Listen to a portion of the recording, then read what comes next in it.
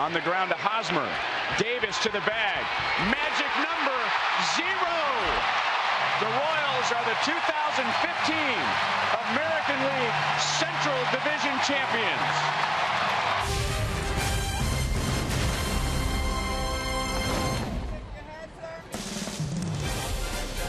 Royals baseball is presented by Academy Sports and Outdoors, and for the first time in 30 years, Royals fans will go through the gates to watch their division champion, Kansas City Royals.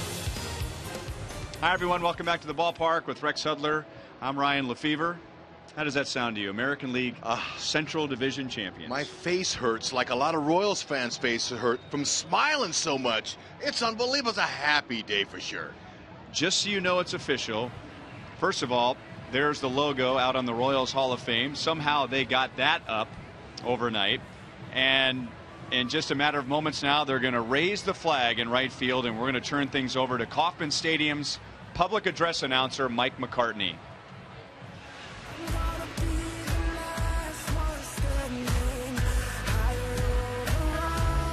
Ladies and gentlemen, at this time, we ask that you direct your attention to the flagpoles in right field. Join us as we raise the flag in commemoration of our first American League Central Division championship and the first division title since 1985.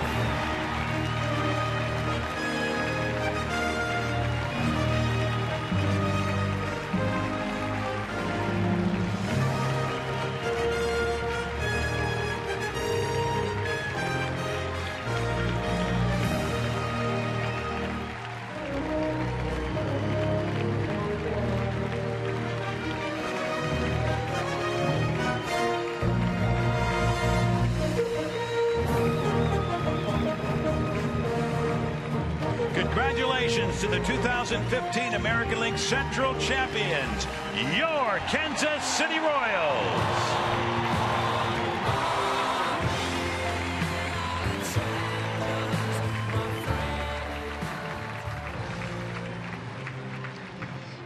Well, the one day out of 365 that it's not windy in Kansas City happens to be tonight. But that was the American League Central Division champion Kansas City Royals banner. KC, by the way, of course, the mascot, rolled it up, and Kurt Nelson was the gentleman joining him. He's the Royals director of Hall of Fame. And now all those guys, most of the guys that put all that together, they get to sit in the dugout and cheer on their teammates as Ned Yost has a post-celebration lineup tonight. Well, it will be the strongest bench in America, that's for sure, with all that firepower, but an opportunity for other players to play. This is special, not just for those players that get the chance to play, but for the guys that are out there every day to back them and support them. So this is going to be a good day. They're not giving away any wins at all. They'll be playing hard, I guarantee you. Yeah, the Royals still are hoping for home field advantage. For now, it's all about the celebration. And what a celebration we had last night.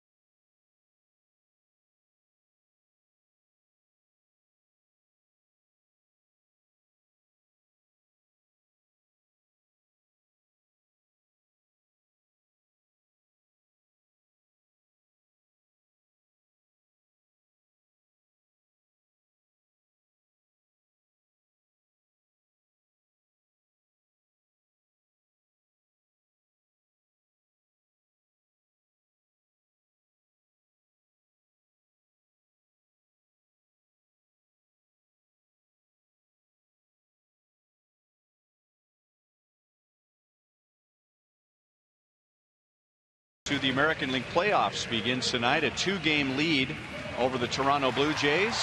3-game series with the Cleveland Indians begins tonight. Carlos Carrasco, the Royals just saw him on the 14th in Cleveland. He allowed just 1 run in 6 innings, and he struck out 9. And he went up against Edinson Volquez.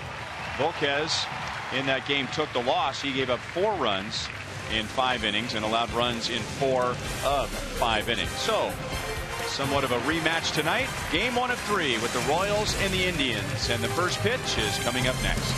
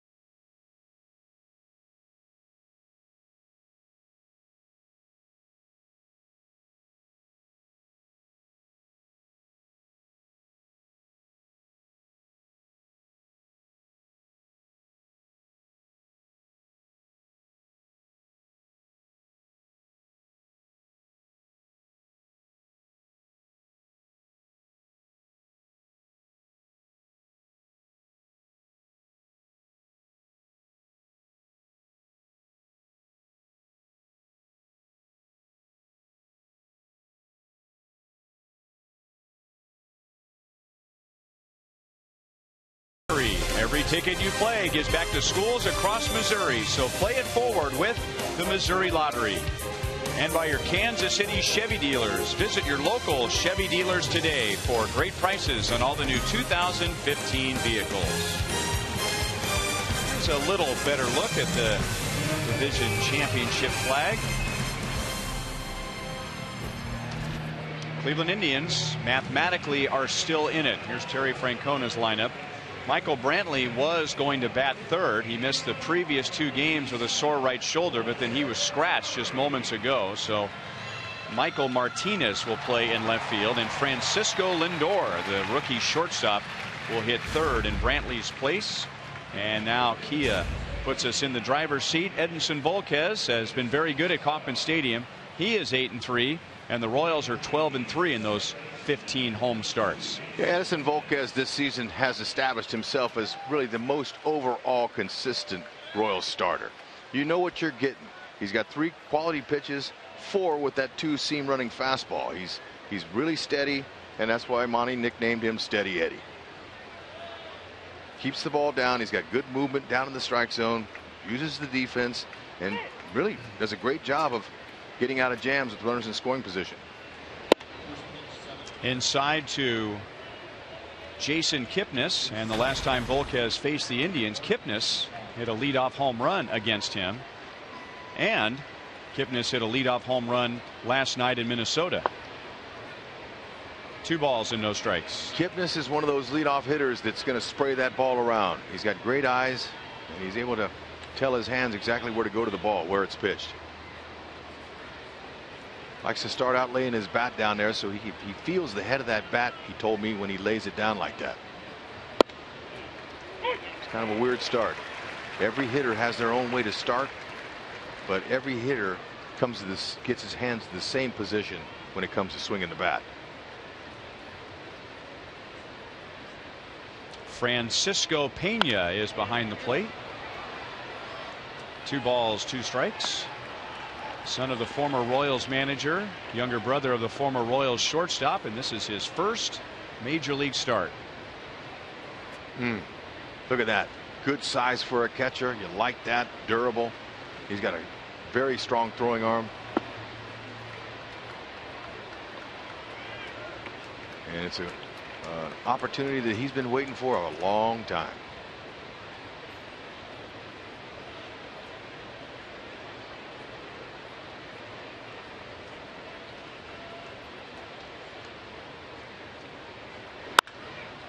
Off the end of the bat, Rios charges in and makes a basket catch. So the game begins with a good defensive play. And now look at the Royals defensively tonight, presented by Ford. And there he is, Francisco Pena, a night he will never forget. You better believe it. He's excited, but you know what? Find a way somehow to slow the game down when he's at the plate hitting. Catching, no problem. He's already in the game. Handle that first hitter, a few pitches. Not an issue. Him and Volquez spent some time today before each game, before the game, talking about, you know, what kind of pitches they want. They always have a meeting. Usually lasts anywhere from 15 minutes to a half an hour, depending on, you know, what they got to talk about. This is Jose Ramirez playing at third base. Giovanni Urshela, the Indians' young third baseman, who's played well against the Royals, has not played since the 17th, so he's been out 8 days with a right shoulder injury.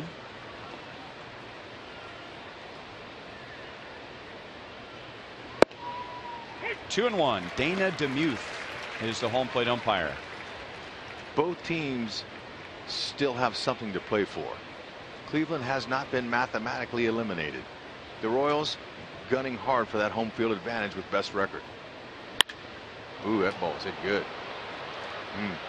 Deep into right center field and gone. Number 5 for Jose Ramirez, who will run the bases without his helmet. So he was not convinced it was gone. He was running hard. The helmet came off, and the Indians lead 1-0.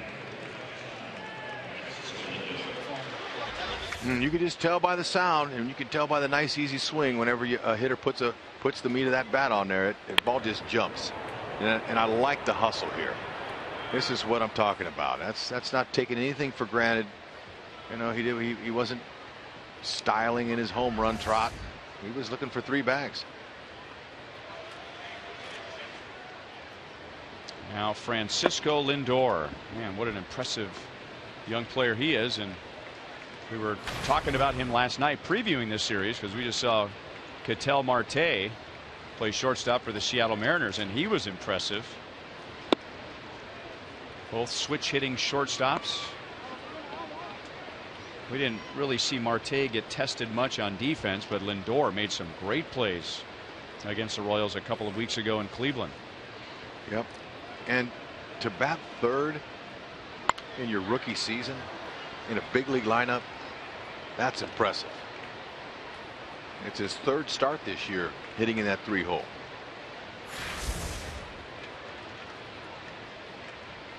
So he's very much in that rookie of the year conversation. Below the knees, 3 balls, 1 strike. Volquez having a little trouble tonight getting ahead of the hitters. He has all of his hitters, and look, if this trend continues, Cleveland will get some better pitches to hit. Because when the pitcher falls behind, he wants to get back in there. Usually it's with the fastball. That ball's hit hard. Nice play by Butera, a backup catcher who can play first base, and he'll get the collective tips of the caps from the Royals dugout if he turns and acknowledges. Very rarely do you see a Royals first baseman that's not Eric Hosmer. But I had to do a double take when I saw that pick, and I go, oh, the glove's on the other side of the hand. It must be Butera. If he had a hat, he would tip it. Nice play. It's only his second career start at first base. And you know what, though? He's ready. He's like Morales. These extra guys, they don't just catch or just do their thing. They work in infield practice. They take ground balls.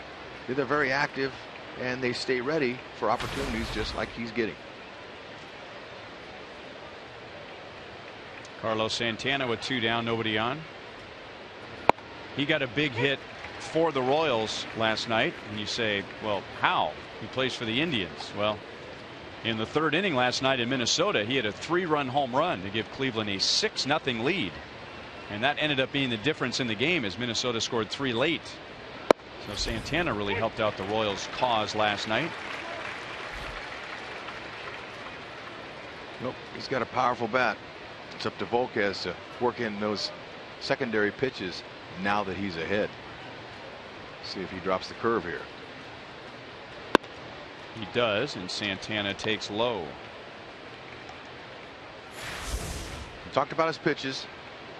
2 pitches, 4-seam fastball, 2-seam fastball. Change up in the curve. This change up and curveball have really good downward movement.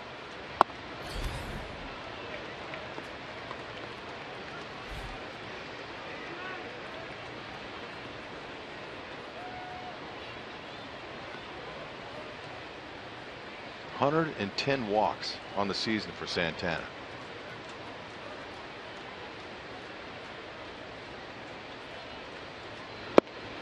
And he ends the inning with a strikeout. Ramirez homers, and Cleveland takes a 1-0 lead.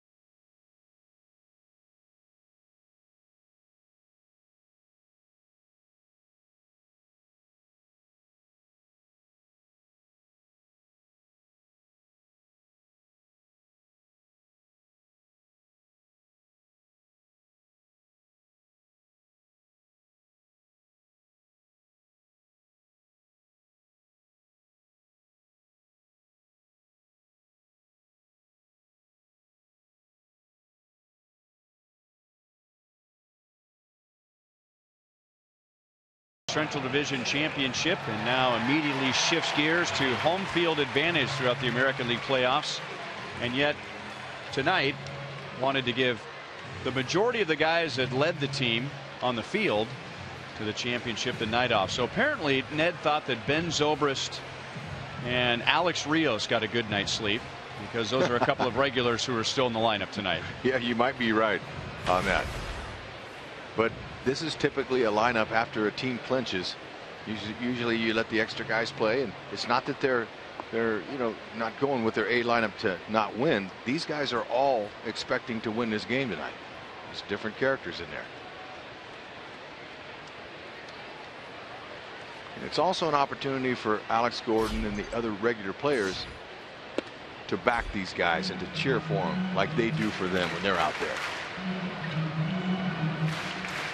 And Ned did say if the game's on the line late in the game, he'll start bringing in some of his regulars off the bench. I haven't seen any of the other major league lineups for tonight's game, but I can almost guarantee you that there's not a stronger bench in the world than there is tonight here at the K with Ned Yost's bench.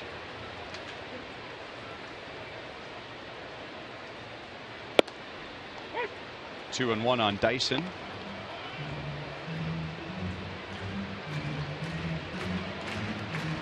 Royals bench tonight has a collective 111 home runs this year. That's what I'm saying. Chopped out to Lindor. He's going to have to hurry, and he gets Dyson.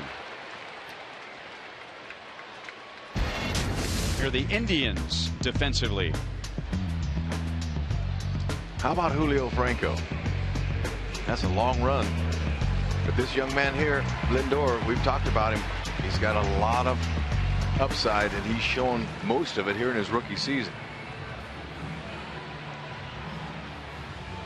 He's got all the tools. Good feet, strong arm, and one of the things that the Cleveland Indians like most about him, his attitude.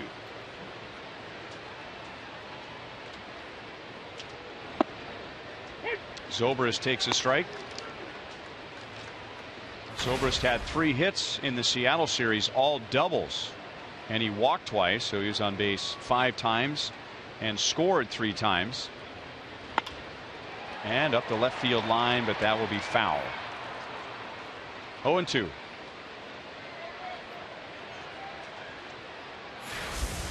Carrasco's been tough in his career on the Royals. Fastball, slider, change, and curve.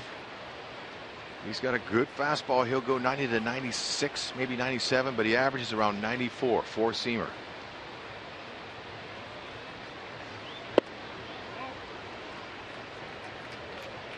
Perez jumped up out of his crouch. He thought that was going to be strike 3. He was getting ready to throw it down to third, and maybe even Ben Zobrist thought it was strike 3. Yeah. Wow. Zobrist even started back to the dugout.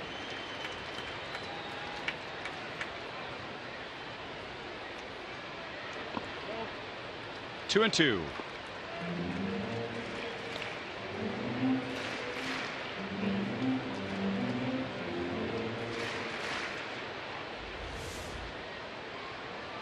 That's a slider that's on that pitch. Zobrist thought he was walking back.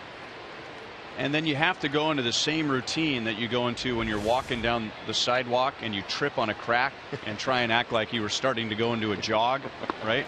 Ooh, yeah. Carrasco ends up getting the strikeout, and there are 2 down. Zobrist had to somehow transition that into just another in-between pitch routine. Yeah, that's that split finger changeup combination. You can see his fingers splitting on that ball, but same kind of action as a changeup, but it has a little more downward movement when you split your fingers on that ball.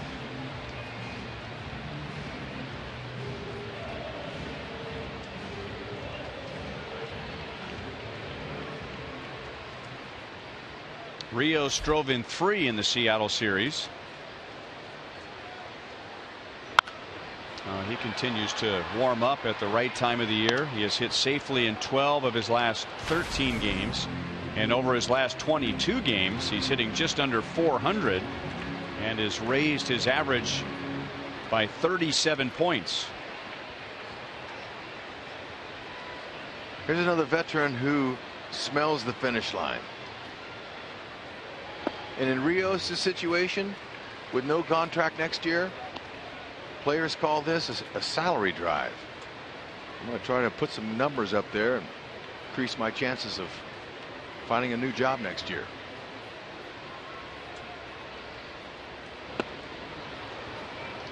One and two. He's hoping, though, before next year that he picks up some hardware, some nice jewelry.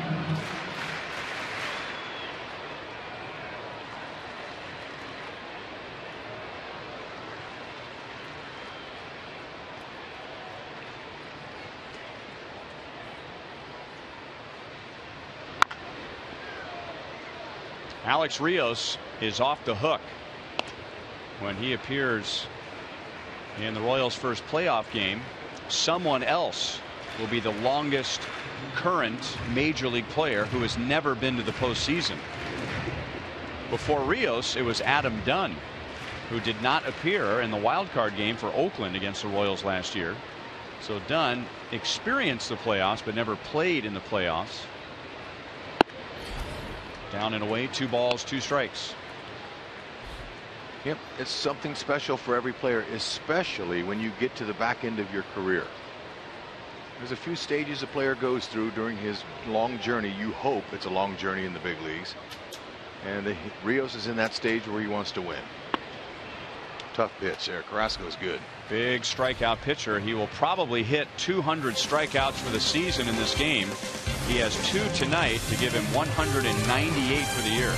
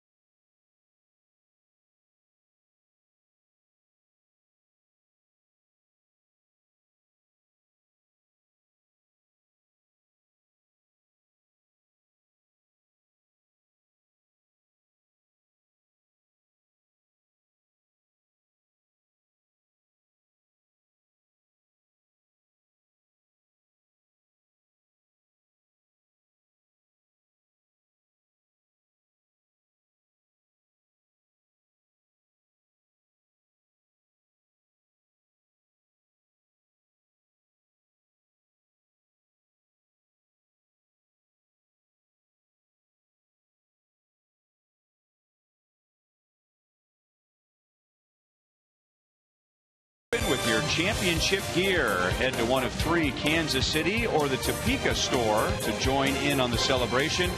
Academy Sports and Outdoors is the official sporting goods retailer of the Kansas City Royals. As the wind picks up and we get a good look at that banner, which was raised before the first pitch tonight. Beautiful sight. I know there's a lot of Royals fans a little concerned during this month of September whether they were going to see that flag fly as soon as it has flown. But thankfully, it's theirs. Lonnie Chisenhall, 1 ball, 1 strike. And I'm told that that logo on the Royals Hall of Fame, they worked all night to apply that to the windows. It's essentially a gigantic sticker that came in 3 pieces. You had to deal with the windows there and the window panes, but boy, it looks like it's been there all year, doesn't it? It's beautiful. Great job, whoever did that. Volquez gets his 2nd strikeout. He gets Chisenhall with a high fastball. 95 on the radar gun. 1 away in the 2nd inning.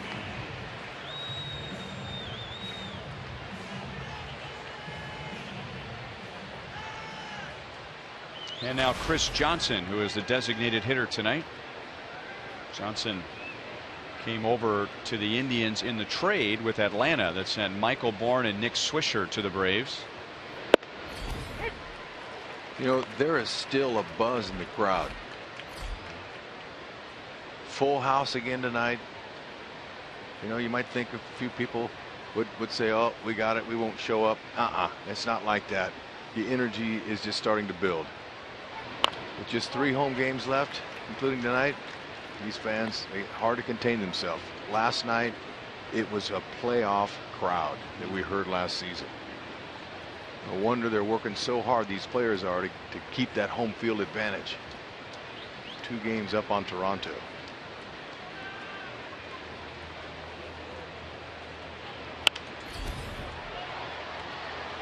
Still 0-2 on Johnson. And now we're only scoreboard watching 1 game. No longer needing to keep track of Minnesota in the Central Division. It's all about what the Blue Jays are doing, and they're at home against Tampa Bay. Very close. 1 ball and 2 strikes. Volquez looks like he has some pretty good giddy up on his fastball tonight. It's good zip on it. Wants to stay with that pitch, but out of the middle.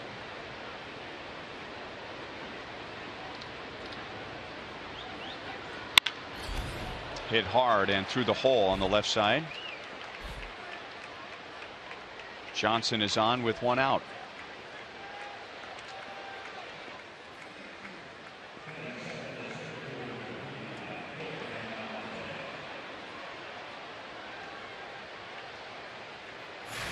Our Toyota League leaders for tonight.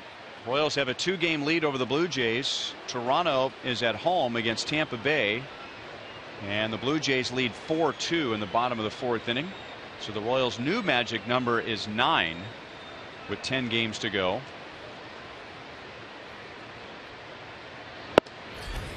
And if the Royals finish ahead of Toronto, that means home field advantage in the division series, home field advantage in the championship series, and with the American League winning the All-Star game, they will inherit home field advantage for the World Series. And of course, the Royals had a huge impact on that All-Star game.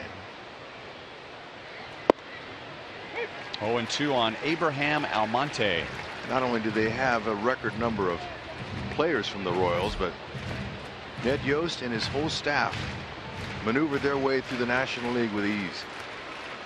Ned pulled all the right strings.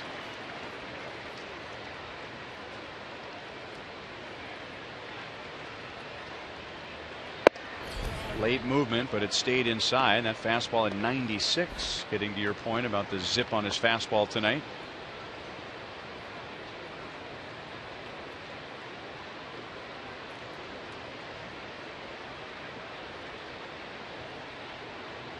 This is a team that has given him trouble in his career. 8.88 in 6 starts, 6.43 ERA this year. And if you look at all current major league pitchers who have made at least 4 starts against the Indians, that's the highest. And Volquez has 6 starts against Cleveland.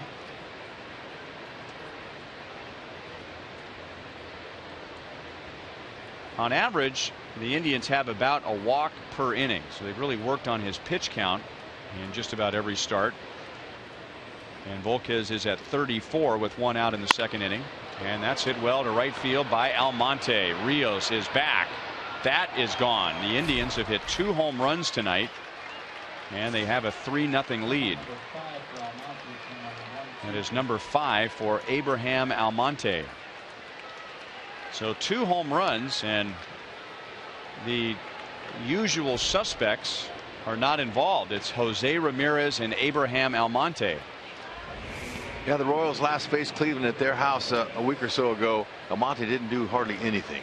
Now that was a hanging slider right there, and it stayed up in the zone enough for him to get the barrel on it.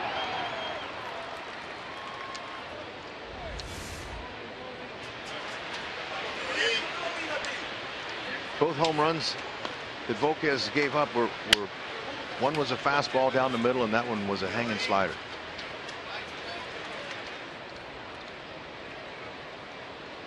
Number 8 hitter Roberto Perez, the catcher, and he chops it out to Cuthbert. Chesler high throw, but Butera handles it. That is the 2nd out. Including tonight, only 3 more home regular season games, and we hope you'll join us for the last one as the Royals close out the home portion of the schedule with the Indians. All fans in attendance will receive a 2016 early bird schedule and Royals team photo courtesy of Pitcraft Printing.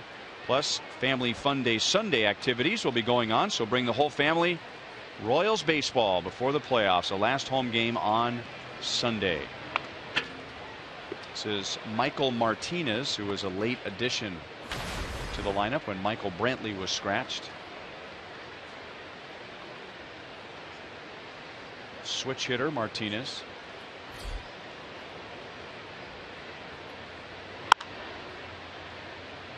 0-2.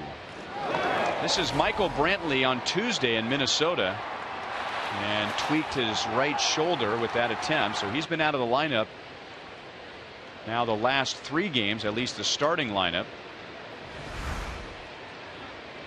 Yeah, well, there's a little teaching moment right there on how to dive in the outfield. Now, Brantley, he's been an outfielder for several years in the majors, but you could see how his lower half got twisted up, and he didn't dive full out on his chest. He landed a little bit more on one side of the shoulder or the other, and when that happens, you jam your shoulder. Watch his lower half. See, he kind of leaned into it, and he put all that stress on his shoulder.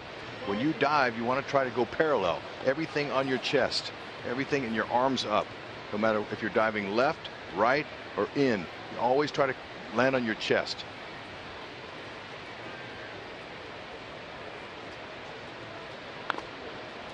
Still 1-2 on Martinez, which I would imagine would be harder to do when you're running left to right instead of coming in on a ball. It is, and sometimes, you know, your body gets contorted when you leave. You're just trying to make the play, and he made the pitch there. Good, nice little change-up away. It's the 3rd strikeout for Volquez in 2 innings, but the Indians have scored 3 in the first 2 innings.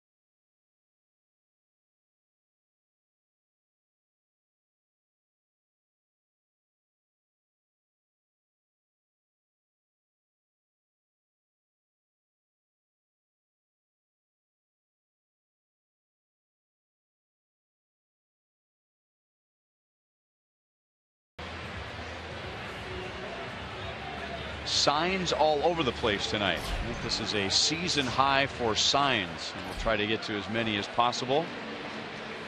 And the most creative night for signs. Some we can show, some, well, maybe after 10 o'clock when the kids go to bed. That's right. Paulo Orlando bats cleanup. Orlando, Gomes, and Cuthbert in the bottom of the 2nd. Carlos Carrasco got the Royals in order in the 1st with 2 strikeouts. Salvadorable. Now wait a minute. And you both are Salvadorable? Oh, she named her hamster. I thought maybe she was talking about us because she was putting it on TV, and you both are Salvadorable. Yeah, I think her hamster is Salvadorable. Now, when you hit cleanup, and I'm sure this is the first time in Paulo's big league career, I don't ever remember him hitting fourth. You want to do something for the manager. Sometimes you're going to swing outside of your shoes a little bit just to try to maybe hit a home run or verify why you're the 4 hitter. But it's a real prestigious spot in the order. And I'm sure when Paulo looked at that lineup and saw his name in the 4 hole, he got excited. I didn't have a chance to hit fourth too many times, but I did, and I felt that pressure, but I responded. I hit a homer for Joe Torre, and he just smiled at me as I came in the dugout. I winked at him. There you go.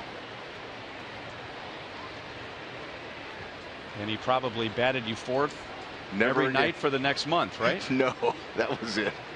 Pedro Guerrero, our 4-hole hitter, was out of the lineup. And they threw a lefty. Chris Nabholz. Remember that lefty? Montreal Expos. Chris Nabholz. Big lefty. Big tall lefty. Had a big curve. Liked his fastball. Tried to sneak a piece of cheese by Hud and didn't work. I was hungry. I got him. Off the plate and foul. 2 balls, 2 strikes. Carrasco is really difficult when he's on. His stuff is dynamic. And one of the reasons why many of the quote unquote experts before the season picked Cleveland to finish first in this division was because of their strong pitchers that they have in their starting staff. And Carrasco, he's one of them. Whenever you have a powerful, explosive fastball like his, and then you have a slider and a split finger and his curve that all has good command with, he's hard to get. That is his 3rd strikeout tonight and his 199th of the season.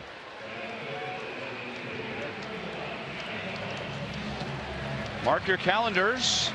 2016 Royals Fan Fest presented by Commerce Bank is going to be Friday, January 29th and Saturday, January 30th at the Kansas City Convention Center. It's a family-friendly event and will feature player autograph sessions, slugger appearances, Royals merchandise, activities, and more. Tickets on sale right now at Royals.com/fanfest.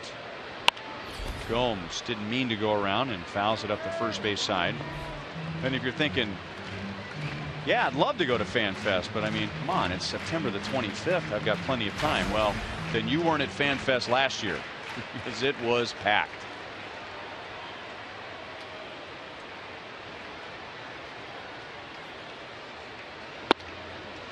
Oh, and 2 on Gomes. Johnny was 0 for 3 in the Seattle series. And hitless in his last 12. He's never faced Carrasco before, and even if you have, you've got your hands full. Carrasco so far tonight has no hit stuff.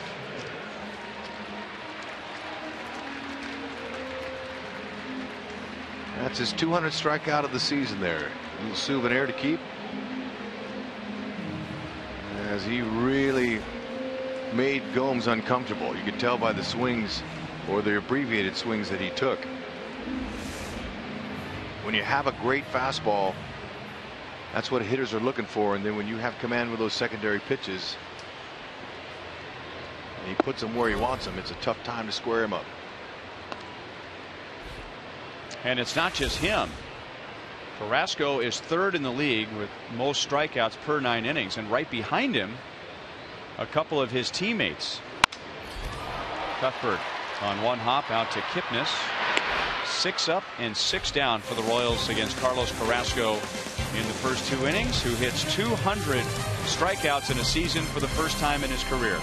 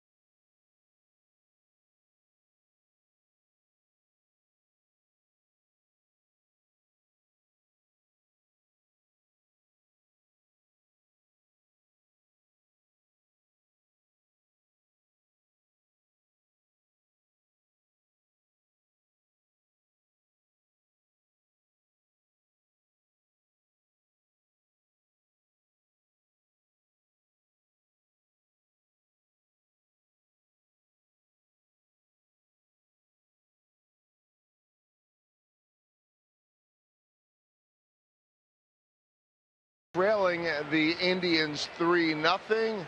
Always enjoy Futures Night, and right now we are joined by the Idaho Falls Player of the Year, Amalani Fukafuka, 5th-round draft choice from 2013. So, Amalani, you told me you've been here before for a pre-draft workout, but never for a game. What's this like being here? Man, it's crazy. All these fans, especially after we clinched yesterday, so it's exciting. How about the buzz here, too? And how much do you start thinking about, maybe one day I could be this guy here? Yeah, for sure. Every time I watching at bat, I just picture myself being up there. So it's exciting. You had a great year. I know you're a very athletic kid from California. Tell us a little bit about your game. We don't get a chance, obviously, to see Idaho Falls Chuckers games here, but tell us what your game is. I just try to go to the plate every time, try to hit the ball hard. That's all. Keep it simple. Good athlete, obviously. I was just talking to Derek Gordon, Alex's brother. He pitched on your team, and he was saying that you're a guy that can go out there and get after it quite a bit. How much is athleticism a part of that game? It's definitely a big part of the game. I mean, of course, hitting's a big part, but the athleticism definitely helps. Now, tell us about your background, because I remember when you were drafted, the first thing we needed to do was say, okay, we need to learn how to say your name correctly. We don't have a lot of names like Amalani Fukafuka, but tell us about your family's background. Yeah, my dad came to the States from Tonga when he was 13, and my mom was born and raised in California, Bay Area. And yeah, some people mispronounce my name, but it's fine. I get it all the time. So. I'm sure you have heard it all. We'll leave it at that. But I want to say, how did you get into baseball? Obviously, the Royals saw a lot in you to draft you out of high school in the 5th round. Where did that passion and that love of the game come from? Just by playing since I was 5, just starting T-ball, always playing every year. And the older I got, the more exciting it got. So fortunately, the Royals drafted me, and now I'm here. It's definitely a blessing. Tell us about the day that all of you had here, the minor leaguers. I know it's always a fun one. Some of the activities that you all had. Yeah, we got to sign a couple autographs. We got to go in the clubhouse, visit the players, and it was just a cool experience overall. It was exciting. Do you have a favorite player in the big leagues, or a Royal even, that you maybe look up to?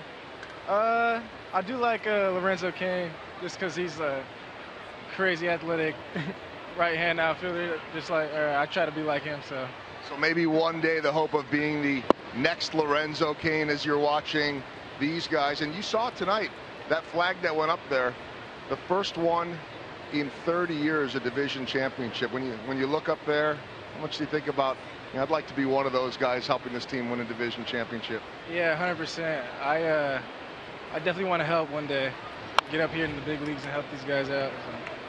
Well, it's great to have you here, and always nice to get a little peek at the future. Amalani, congratulations on the season, and we'll look forward to watching your progress. Thank you. All right, guys, there you go. Ryan, I don't know if you're starting to feel old or not, but the young guys, yeah, they're looking up to the Lorenzo Cains of the world now, and for good reason. That's Amalani Fukafuka. Got that, Hud? I do. Give it a shot. He looks like a good-looking young player. Can't wait to see him. Well, but Joel even said it like a 4th time as he threw it to us. And I think now the guys in the truck are getting all over me that I put you on the spot. I think that was Joel putting you on the spot. Well, look, this kid has a great chance to be a big leaguer. We'll all know his name before long. Lindor is on with 2 down after Volquez got a ground out and a fly out. Amalani Fukafuka. Can you imagine how much fun fans will have with him when he gets here? It sounds like they already have been having fun. Every time his name is announced, Foo, right? Yeah.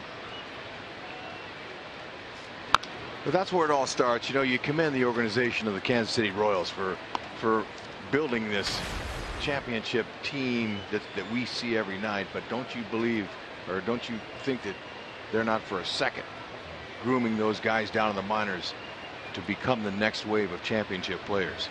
That's what the discipline they show down there, and the fact that they even bring these kids here all dressed up in suits, treating them like the big leagues, making them look nice, so they have some respect for being here in this league, and to see the atmosphere and what someday a young man can be. Chesler Cuthbert, a young star on the rise that's able to slow the game down and perform up here so he can stay.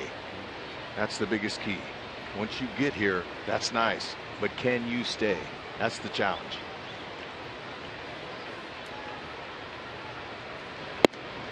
Two and one on Santana, and I've seen many futures nights, and even when the Royals weren't winning and we were just counting down the days to the offseason, I mean, the kids still had, you know, stars in their eyes and soaking in the big league atmosphere and how beautiful the field is and how white the baseballs are and how nice the clubhouses are. But the last 2 years, to just be here with crowds like this with so much on the line, and tonight, how about the timing tonight? Sellout crowd raising the flag in right field.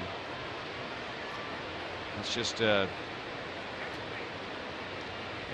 reiterating of what the expectations are when you get to the Royals at this level. Sure is. 3-1 on Santana. Volquez is hoping for his first scoreless inning tonight in his last 2 starts against Cleveland, and we showed you how much trouble he's had in his career, but in his last 2 starts the Indians have scored in 6 of their last 7 innings against Volquez. And now Santana walks, so with 2 down the Indians get back-to-back walks, and Dave Island is going to go out and visit with Volquez and try and get him back on track before he faces Lonnie Chisenhall. Well, you know, Volquez obviously looks like he's well rested. His fastball looks stronger than it has been, but he's a little erratic with his command. He's just not able to get ahead. And that's what Dave Island's saying. Come on, stay down in that zone, trust that defense, let's get out of this inning.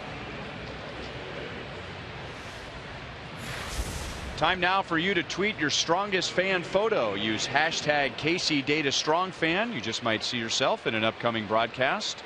Brought to you by T-Mobile. Hashtag KCDataStrongFan.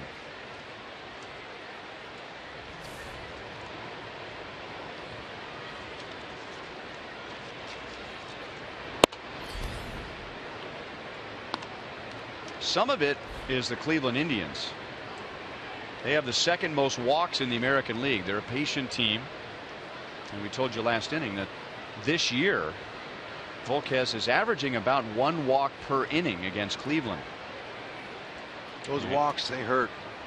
This is pitch number 60, so he's on an average of about 20 pitches per inning. It's 1-1 on Chisenhall.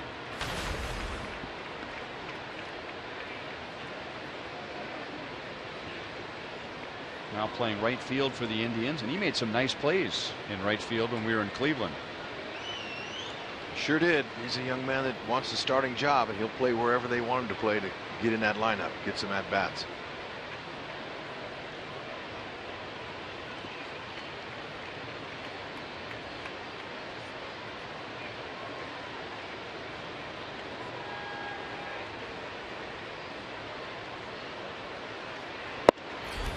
Strike over the outside, 1-2. Chisenhall struck out swinging at a high fastball from Volquez in the 2nd inning.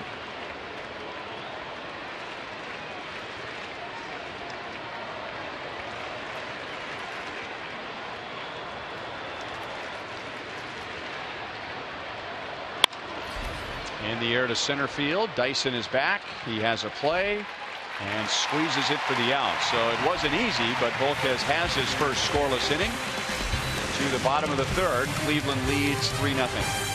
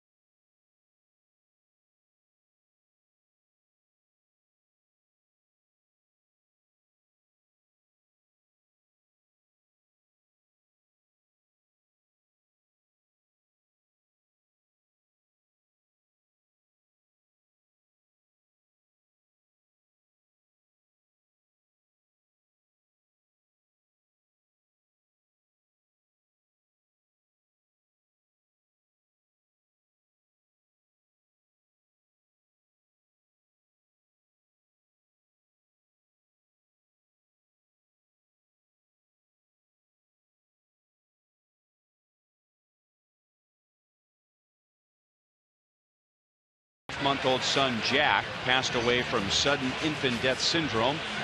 Tamara and Dan began their journey of volunteering and raising money for SIDS Resources.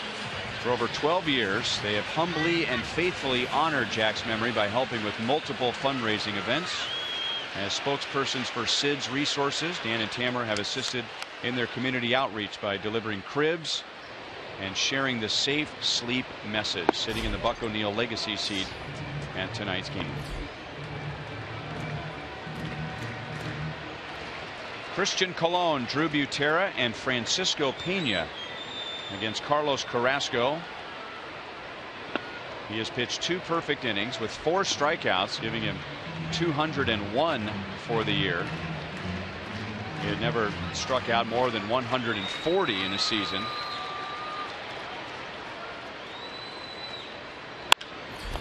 Back to Carrasco on 1 hop. 1 down.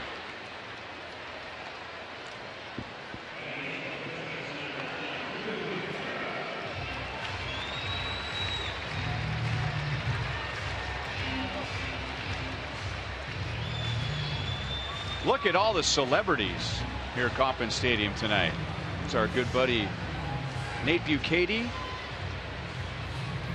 morning show co-host on Sports Radio 810 in Kansas City, and the television and radio voice of Sporting Kansas City, sitting with Brad Mertel, who's the TV director of Sporting Kansas City. They're back from a match in Houston, which was on Wednesday. Nate is great. I miss him at the ballpark every day. He used to come here all the time, and Ned he loved getting interviews from Nate. He did?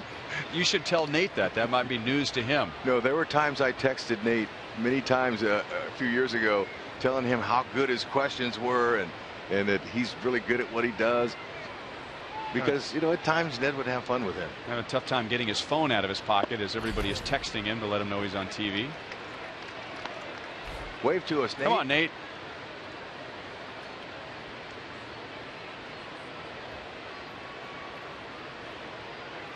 He's a star. He's worked hard. And a lifelong Royals fan. Drew Butera is playing at first base. And he made a very good defensive play, the best defensive play of the night in the first inning on a smash by Lindor.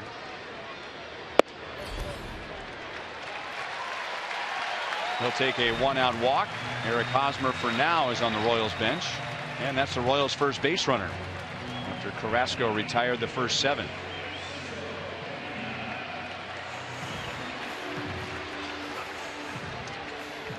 You know, there's a lot that goes on when you have your first big league start. For sure, mentally you're excited, you're nervous, but when the manager even calls you out and says, hey, look, you need to get your first big league hit tonight, that's even added pressure. And that's what Ned said about Francisco Pena.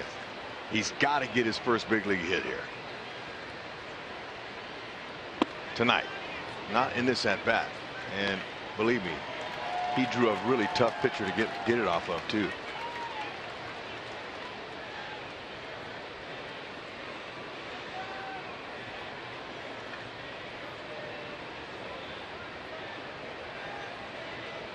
He is 0 for 3 this year, Pena is, and he chops it foul outside of third base. No balls and 2 strikes.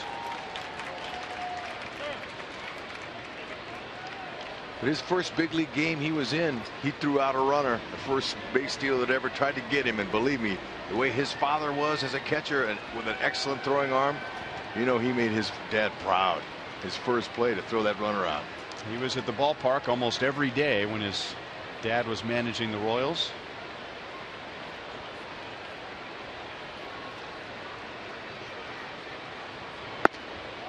Did he go?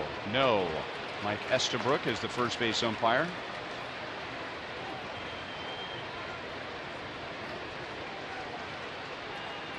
His father's first big league hit was 35 years ago tomorrow. Chopped to third, and Ramirez comes in to get the big hop. And the Indians, who have improved dramatically this year defensively, turn a 5-4-3 inning-ending double play. 3-0 Cleveland at the end of 3.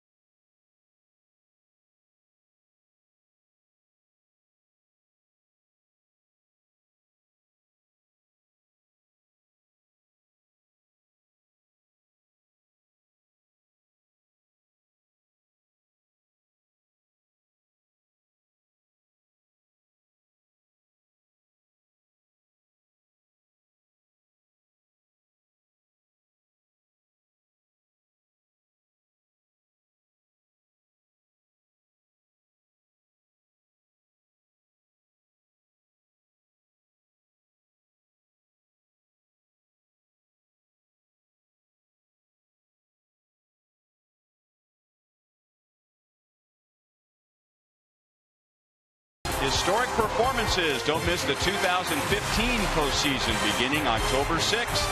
Go to MLB.com/postseason for a full schedule. Here's the Royals celebration, knowing they're going to the 2015 celebration. It's our postseason. That was last night after beating Seattle, and these Cleveland Indians did their part by beating Minnesota at Target Field 6-3.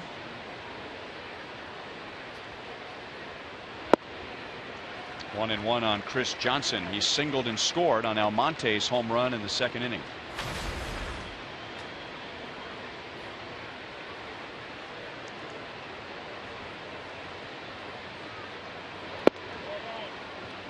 Little bit low, 2-1.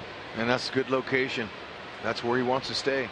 First pitch was perfect on Johnson, and there he brought back another one. DeMuth didn't give it to him. Volquez could use a quick inning. 20 pitches or more in each of the first 3 innings. There's a good location. 2-2 on Johnson.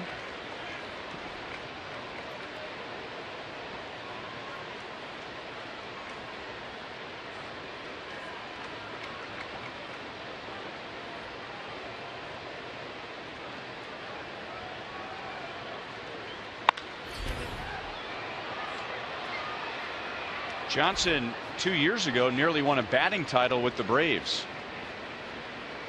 He finished second to Michael Kadire. Comes from a baseball family. His father Ron was a longtime major leaguer. Strike 3, and the ball was dropped by Pena, but Johnson decides to just leave the dirt area and walk back to the dugout. Yep, and that rule was put into play a few years ago. If the hitter leaves the dirt area, he's out. Catcher doesn't have to run back to the dugout with the hitter and tag him. Ooh, man, that ball that kind of backed up on Pena. Run it out? I don't know. Well, obviously not. Didn't want to.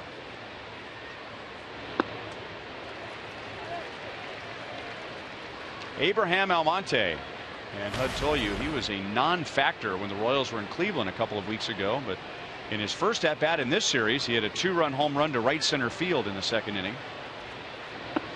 And the Indians have hit 2 home runs against Volquez. Jose Ramirez went deep in the first inning.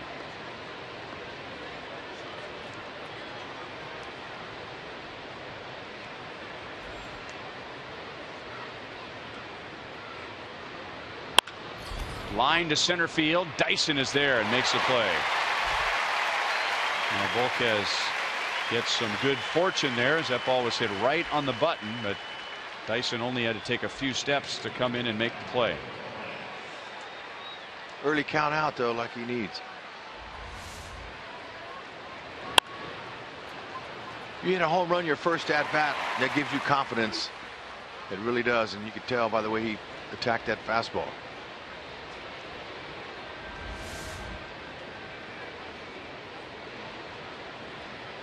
Two down to Roberto Perez. Yan Gomes, the Indians' regular catcher, is out of the lineup tonight, just as Salvador Perez is out of the Royals lineup. So is Alex Gordon, Mike Moustakas, Eric Hosmer, Lorenzo Cain, and Kendrys Morales. But Salvi's ready to go. Yeah, he is. Or maybe he's thinking about catching a foul ball. That too. I think that more importantly, he's in case the ball comes lining in there.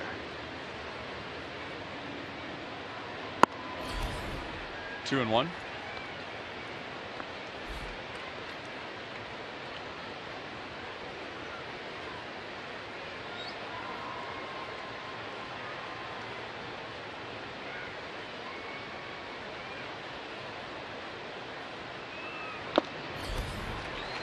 Two and two. There's last night's winning pitcher, Johnny Cueto, who has now gone back-to-back starts, going at least 7 innings. He gave up 3 runs last night to beat the Mariners, and in the start before that, he allowed just 2 runs in 7 innings.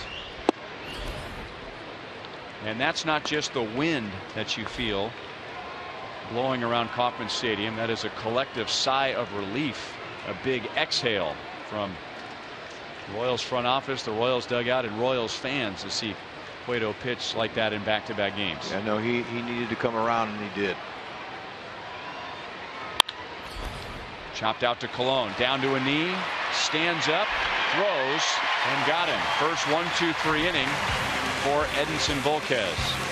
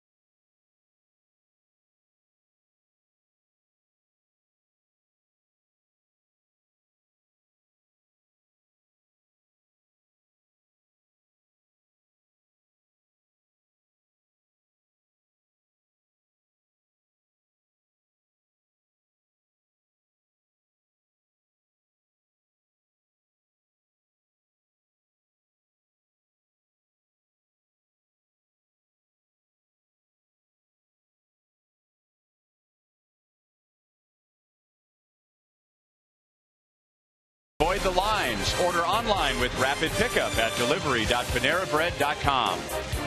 By Menards, save big money at Menards on all your home improvement needs. And by Dodge, born Dodge.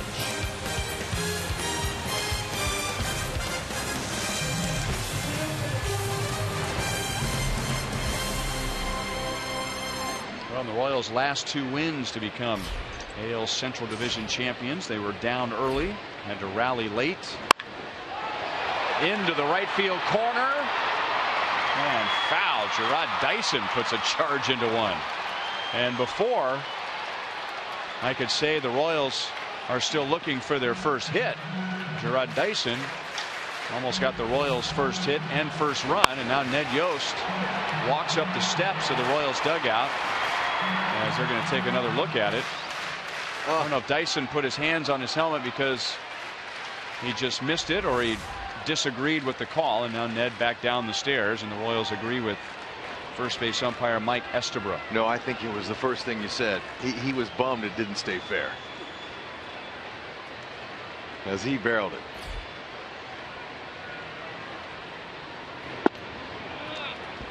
Off speed, Dyson out in front. Gerard grounded to short in the first inning. Carrasco senses you're on to any of his pitches. He'll say, you're not getting that one again. So he went soft away.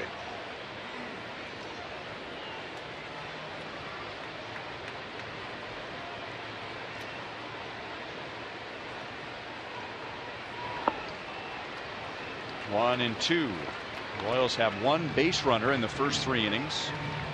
Butera walked against Carrasco in the third, and then Pena grounded into a double play, so he's only faced 9. And he's only thrown 42 pitches.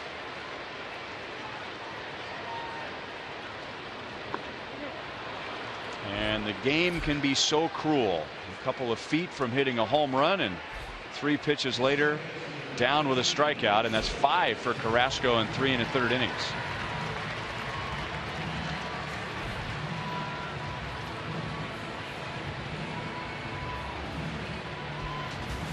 Ben Zobrist comes to the plate. He's on the list of players to watch at DraftKings.com. Go to DraftKings.com, enter the promo code VRoyal to play daily fantasy baseball for free. Carrasco probably felt like he struck out Zobrist twice in the first inning.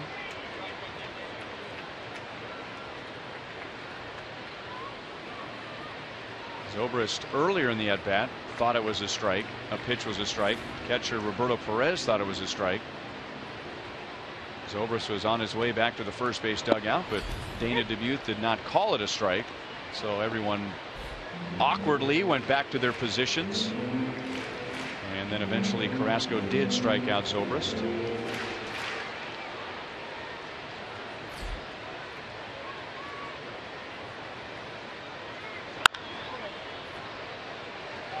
But Carrasco, he's not messing around. He's been getting ahead of most hitters, but 0-2, he's coming after guys. He's not, trying to waste a couple pitches here or there, like some pitchers do when they get the hitter behind.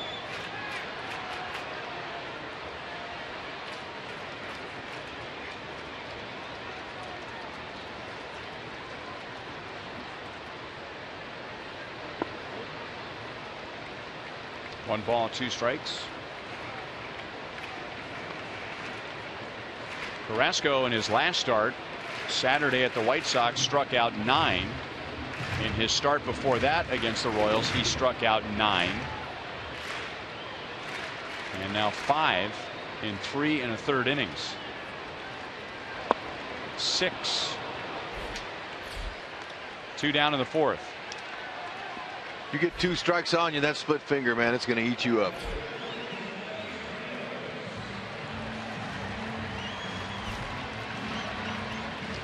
Vote for the Royals Player of the Month at rallyhouse.com. You'll be entered to win a majestic prize pack from Rally House. Alex Rios has had a very good month of September. In his last 22 games, he has raised his batting average 37 points.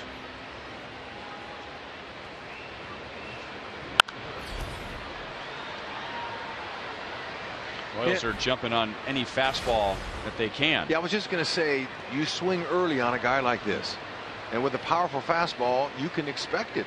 He's going to throw you that first pitch to set up the other ones. Grounded to third. Nice hop for Ramirez. And that is 4 shutout hitless innings for Carlos Carrasco. And he's pitching with a 3-0 lead.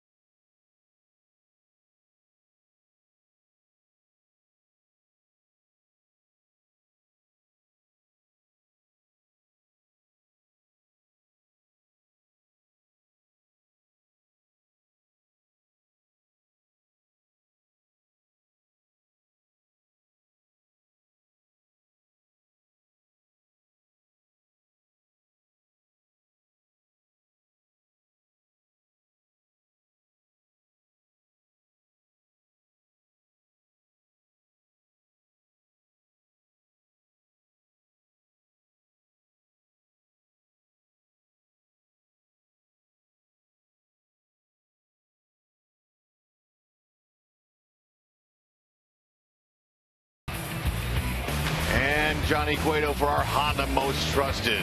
Cueto last night, they looked good. Now he looked good in these other ones against Seattle. Inducing that double play in the first inning was huge for Johnny Cueto. We saw the comfort level of Cueto. He was Johnny Cueto, and he was fun. He had the rocket chair, he had the delayed, he threw the quick pitch. And hopefully we'll see more of that as he's continuing to stay down in that strike zone and pitch like he can. Look out. Fake bunt, slash, and a very late swing by Michael Martinez. I think it hit the stairs. Nah, maybe an empty seat. Yeah, there's only a few empty seats right there. And it hit right where there was nobody sitting.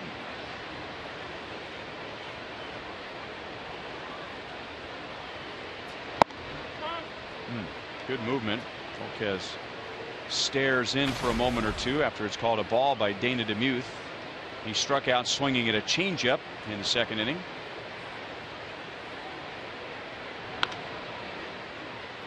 And now pulled foul. 1 ball, 2 strikes.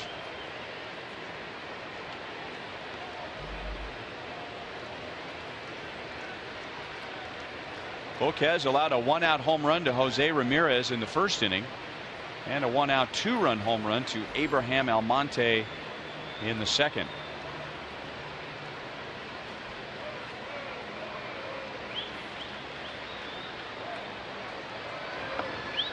Down and in, 2 balls, 2 strikes.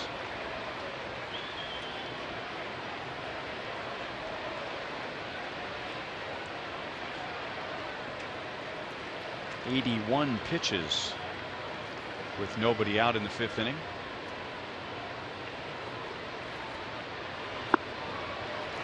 Martinez strikes out on the same pitch. Volquez got him with a changeup again, and that's 5 for Volquez.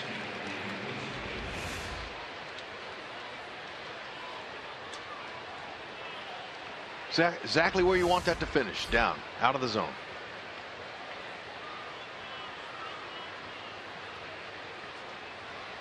Volquez lately has been going back and forth between good starts and not so good starts.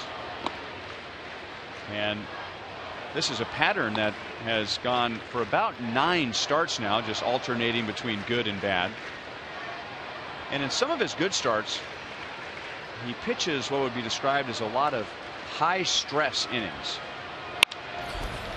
Kipnis into left center field. That is down, and it skips all the way to the wall. Kipnis will check in at second base with a 1-out double. He is 1 for 3. And you were down there with me, Hud, when I was discussing that with Ned Yost, that, you know, he and Dave Island, they watch the starting pitcher and they're evaluating the quality of his stuff. They're looking at his mechanics, they're looking at his pitch count, but they also keep track of high stress innings. So even if he has a scoreless inning, as he did in the 3rd, with 2 outs, he walked 2 and then got the 3rd out. That's not just a scoreless inning, that is a high stress scoreless inning. And as those begin to build up, that's when the manager and pitching coach start thinking about getting somebody loose in the bullpen. Yeah, especially when his pitch count's up as high as it is.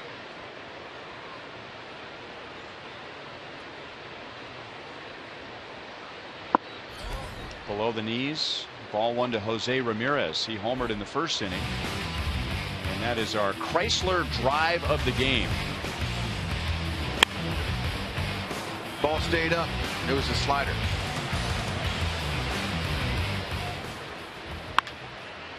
And now he goes to left field. Paulo is there. Kipnis is halfway. 2 down.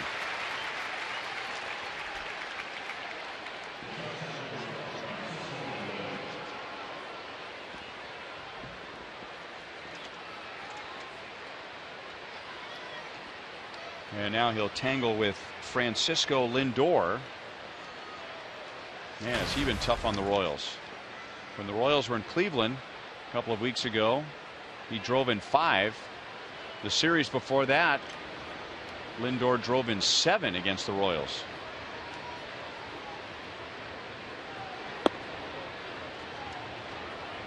You know, he's very selective, very patient. He waits for his pitch, and that's very unusual for a first-year player that wants to impress. He doesn't go up there just swinging at everything like a lot of guys do. Volquez will cut it off, and now he's got a race to the base. Out. Butera also went for the ball, and that left first base wide open. The Indians may want to take a look at it. Terry Francona says, hang on a second.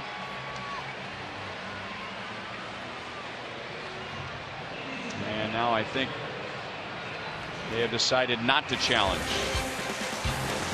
No, Drew Butera was all set to field that ball, and Volquez shifted gears.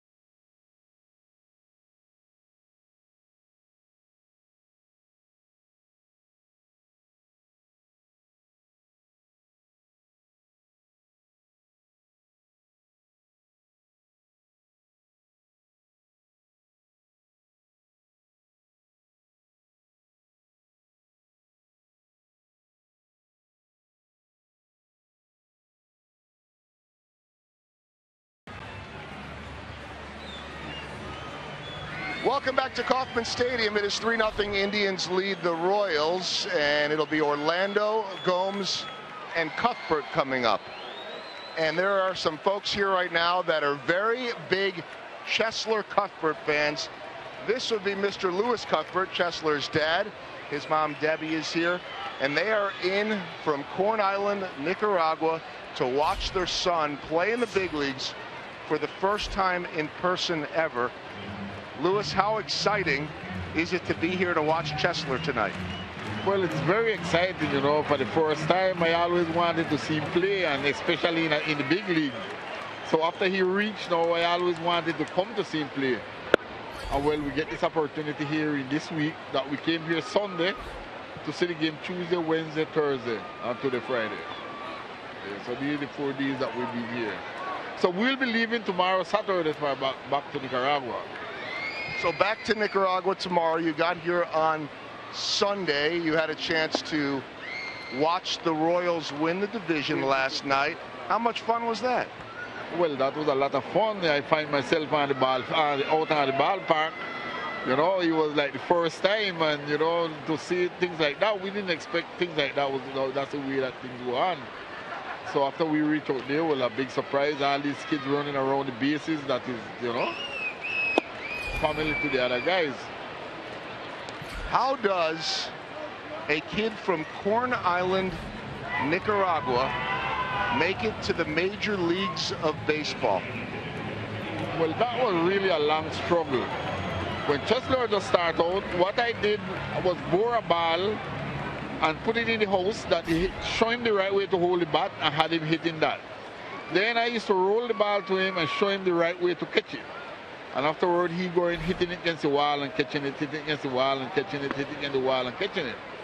You know, and after around when he was like 7 years, his mom used to carry him to the ballpark because they used to bat off the tee.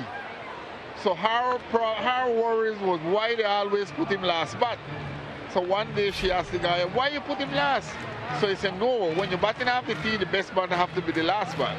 Have to bat last then. So we'll okay that pass. So then, okay, we start playing, like 1 year we was just playing normally. Then when he had 10 years, then I made a little league. I made it, I cut the ball field, I cleaned the field, I get everything ready that he could play.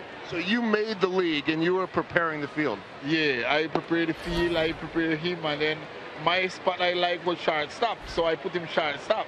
Then I show him the spot, them when to field, where to field, and things like that. So it was going on good. Then in 2004, we went to Bluefields to a little tournament.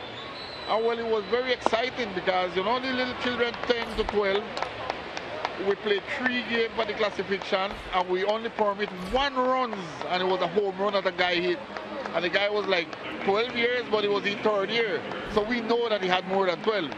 So Chesler was playing in a league with 3 teams that you created, and now here he is at home plate in the major leagues of baseball. Can you believe this story?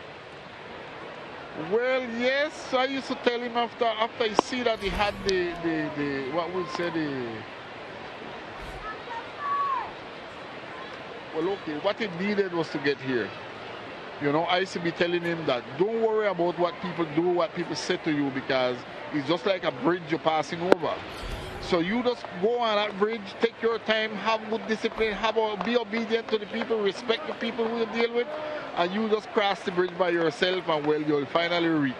So crossing the bridge, discipline, hard work, and he's going to hit that ball hard. It looks like he is going to ground out. It is so good to have you and Debbie here, and we hope you enjoy your trip, and we've really enjoyed being around your son Chesler. Guys, that is the Cuthbert family all the way from Corn Island, Nebraska, Nicaragua, to see Chesler.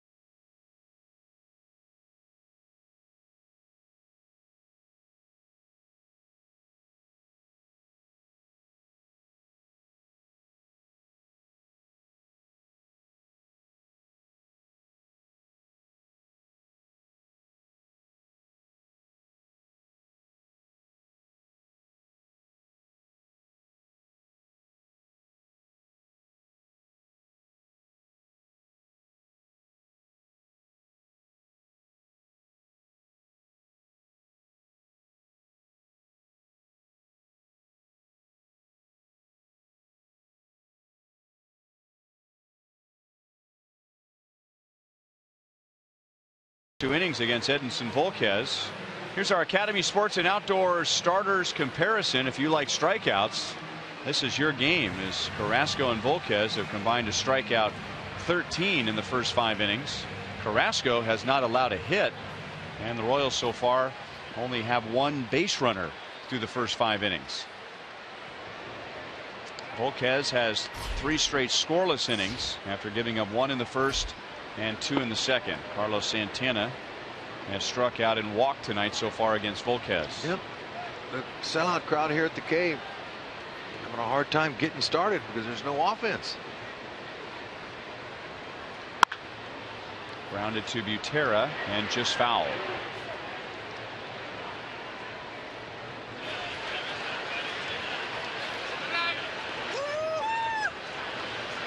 Jam-packed Kauffman Stadium. last Buck night of the season.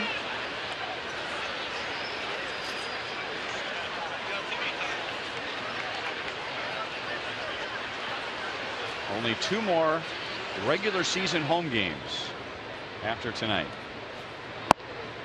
Strike over the inside, 1 ball and 2 strikes.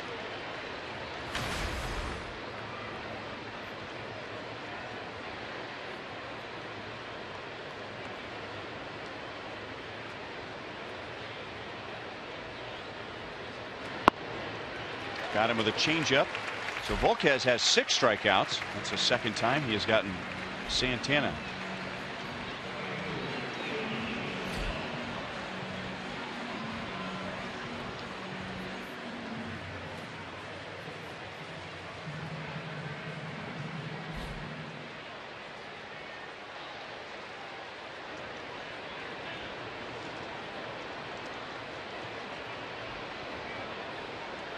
And now Lonnie Chisenhall with 1 out.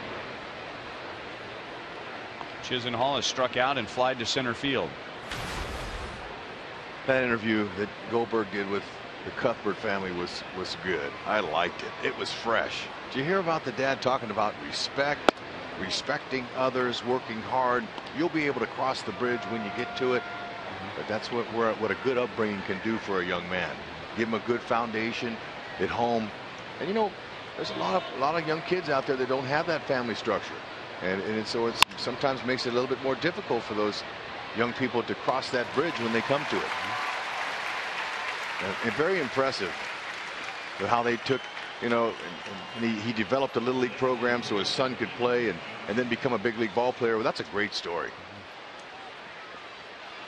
We needed 1 more batter, and it would have been nice if Chesler would have gotten a hit and see the reaction of his mom and dad, but I wanted Joel to get to Lewis being a lobster fisherman.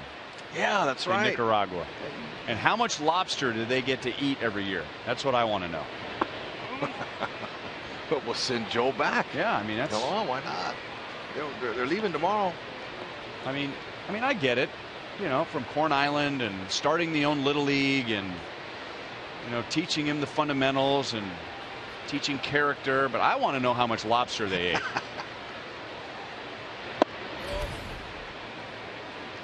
2 balls and no strikes on Chris Johnson. He singled and scored on the Almonte home run in the 2nd inning, and then Volquez struck him out in the 4th. 2-1. Chris's dad, Ron, you talked about him. I got to know him when Ron was a college player for the Fresno State Bulldogs, and he was a slugger. I mean, he could hit. So I'm sure this is where Chris gets some of that power, some of that batting style is right from his father.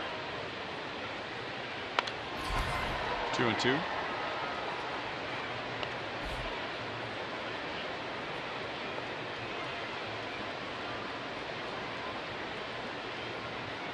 And when his father's playing career was over and he started a minor league coaching career, that minor league coaching career started in the Royals system. Full count. Almonte is on deck. 100 pitches for Volquez in 5 2/3 innings.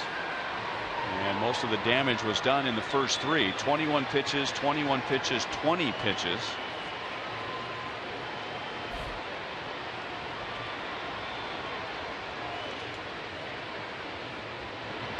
Johnson strikes out. Big strikeout night for Volquez. He has 7 in 6 innings, but he's over 100 pitches. Royals are down 3-0. They're coming up in the bottom of the 6th, still looking for their first hit tonight.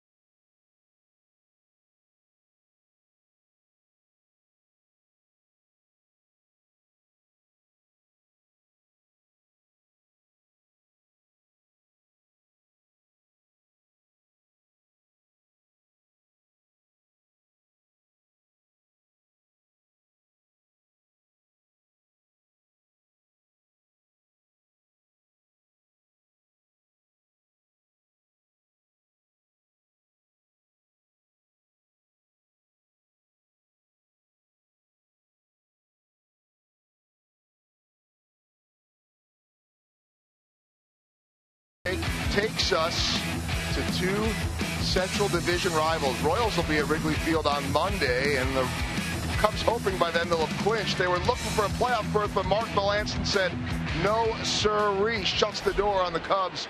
They'll need to wait another day. Here the Royals already are division champs and trying to climb back into this one with Christian Colon at the plate.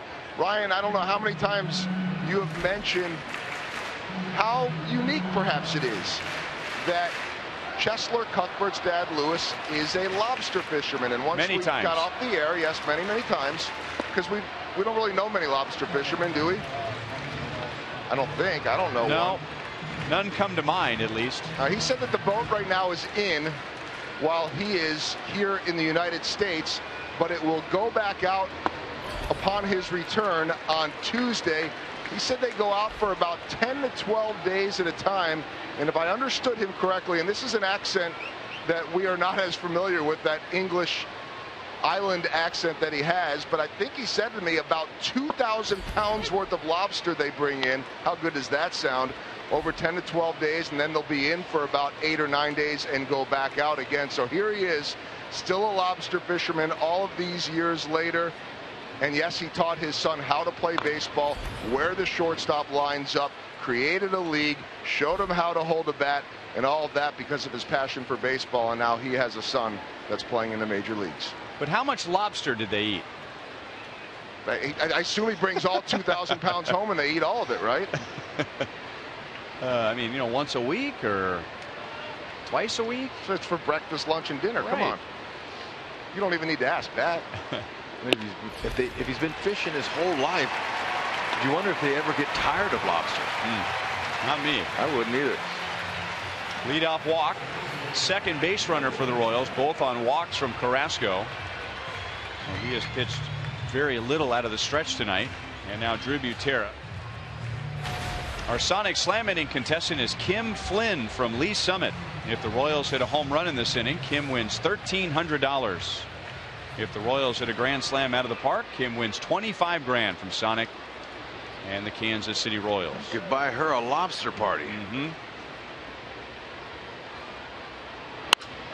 Broken bat, and it hangs up for Chisenhall. One down in the bottom of the 6th inning.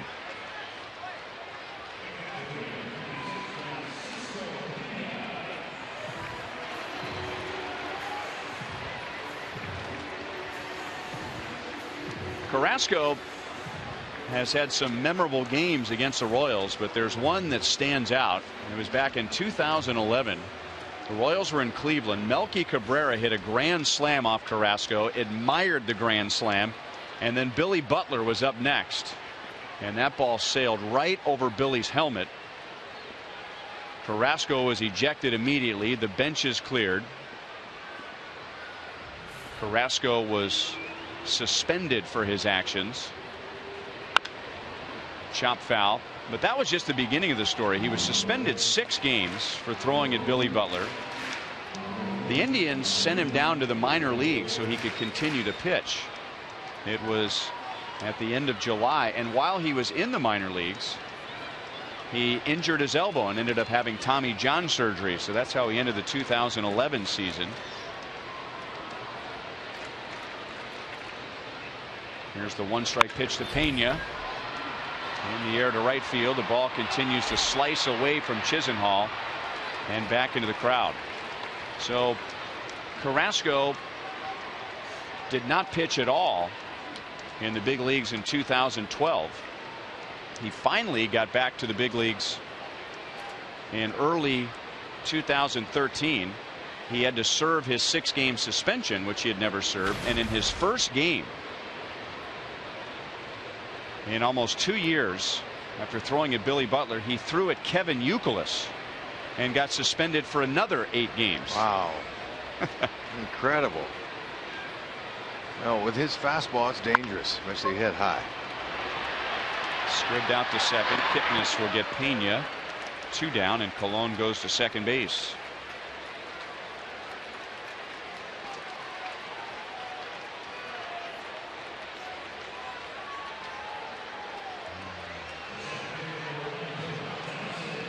And as we promised earlier in the game, we have selected the Data Strong fan photo of the game. Tweet your strongest fan photo to hashtag KC Data Strong Fan for a chance to have it featured in an upcoming broadcast. Thank you, Tracy. Brought to you by T-Mobile.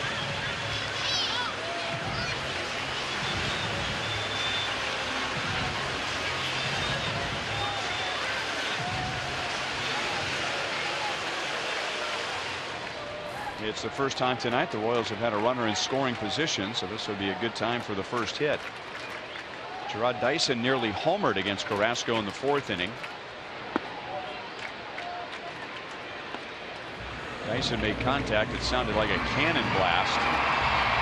Just hooked it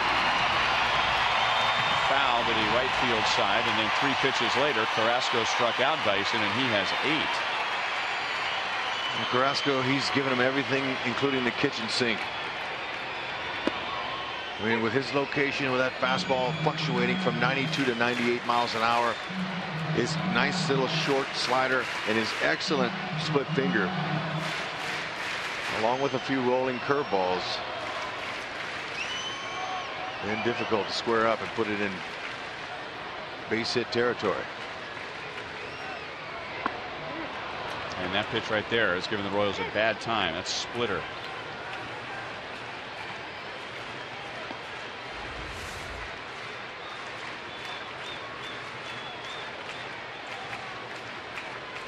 It's all a comfort feel as far as that grip goes for the pitcher, whether it's a changeup or a split finger type changeup.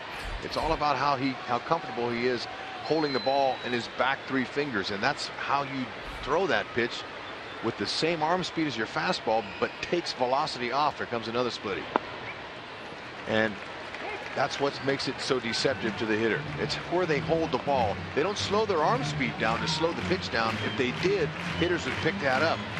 So they invented a way to hold that ball in a different grip and throw it with the same arm speed, and it sinks and fades away from lefties and into righties.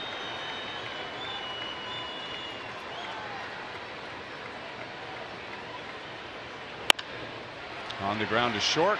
Lindor fields, throws, and the inning is over. 6 hitless innings for Carlos Carrasco.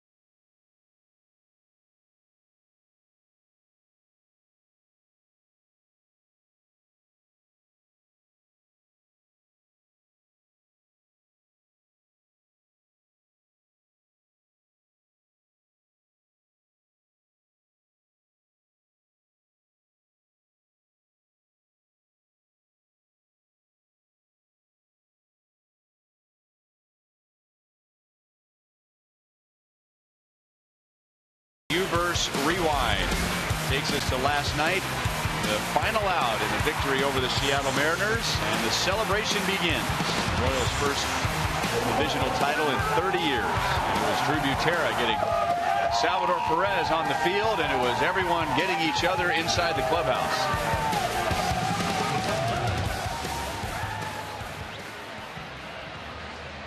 Academy Sports and Outdoors is now open with your championship gear. Head to one of the 3 Kansas City stores or the Topeka store to join in on the celebration. Academy Sports and Outdoors is the official sporting goods retailer of the Kansas City Royals. Franklin Morales comes on in the 7th inning. It was a quality start for Edinson Volquez. 3 earned runs, 6 innings. He had over 100 pitches.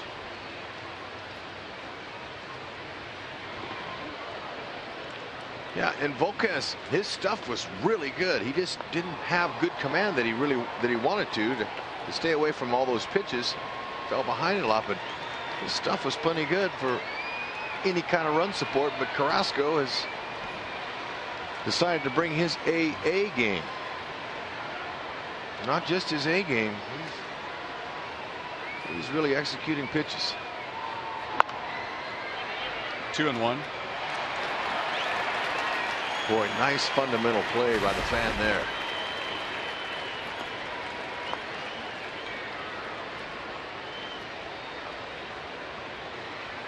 Joe Beimel had such a good time last night that he stayed here while the Mariners flew to Southern California. Cool beard and hat, or excuse me, hair. It almost looks like a hat.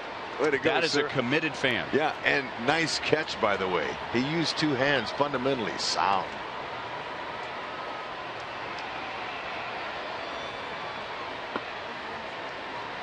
Leadoff walk from Morales to Almonte, who hit a 2-run home run in the 2nd inning.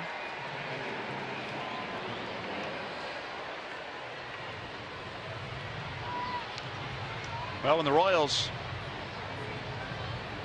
lost 10 of 14 during their recent slide, there were several reasons why, but if there was one consistent reason, it was the lack of good starting pitching.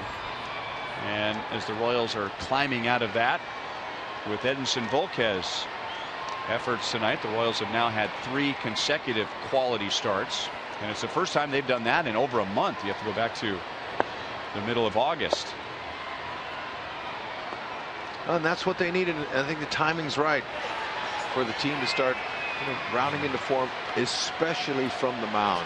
That's where 90% of the game comes from, and if you're not getting consistent starting pitching, you're in trouble.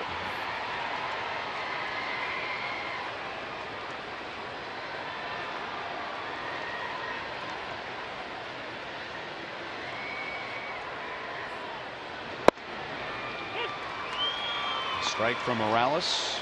Roberto Perez has grounded to third, grounded to short. On his ground ball to short, Christian Colon made a nice play.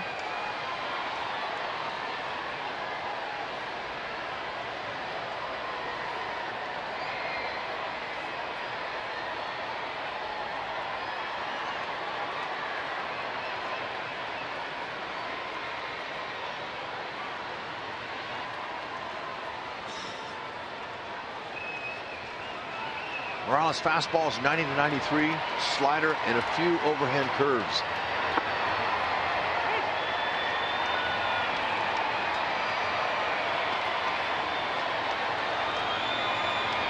All right, the Royals see the added importance of this game, down 3-0, as Toronto has beaten Tampa Bay. Tampa Bay got 2 in the 1st inning and then only scored 1 more run the rest of the game. So the Royals lead over the Jays. Their home field is a 1.5 games at the moment, and now Perez gets on top of one, and he hits the 3rd home run for the Cleveland Indians tonight, and it is 5-0. Number 6 for Roberto Perez.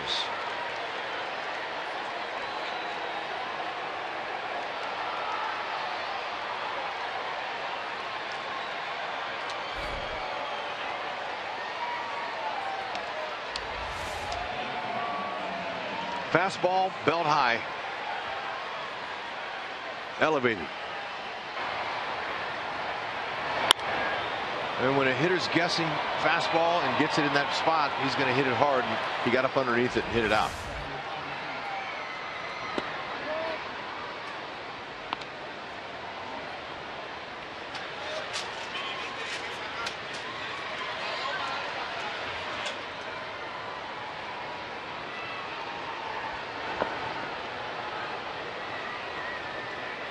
Cleveland Indians entered tonight's game last in the league in home runs with 130. And they have plenty of hitters in their lineup that are capable of hitting the ball out of the ballpark. But no offense to them, Hud, but you don't go into a game necessarily fearing Jose Ramirez, Abraham Almonte, and Roberto Perez. But those are the three guys who have gone deep. Yeah, you never know in baseball what can happen night to night, but they've been able to get pitches that they were looking for.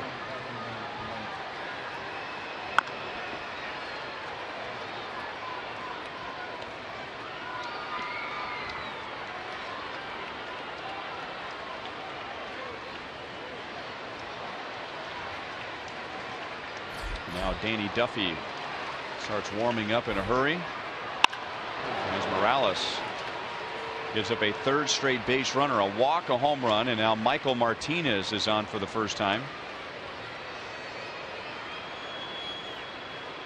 And another trip to the mound for Royals pitching coach Dave Eiland.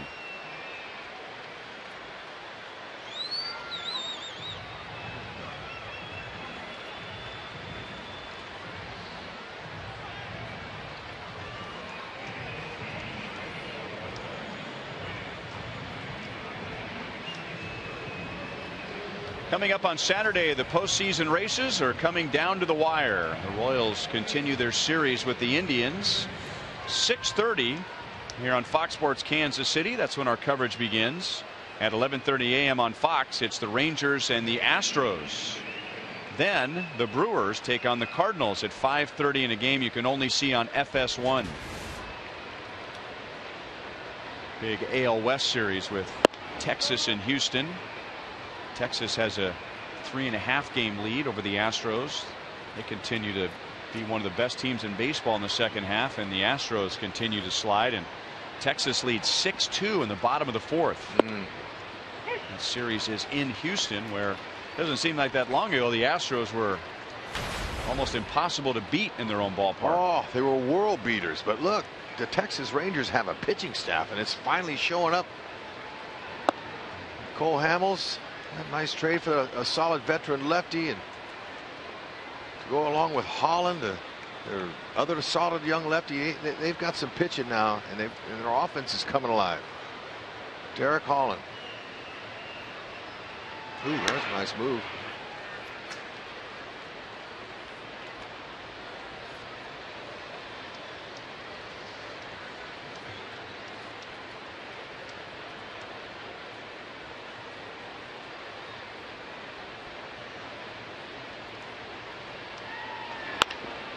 Grounded foul by Kipnis.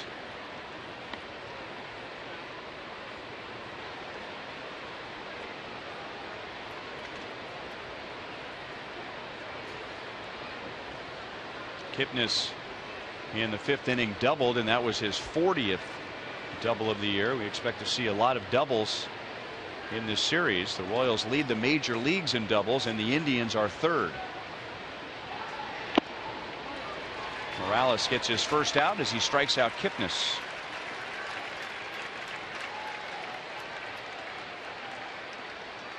Royals lead in the season series with the Indians 9-7, so they need just one win to clinch the season series with Cleveland. And if you're thinking, well, so what?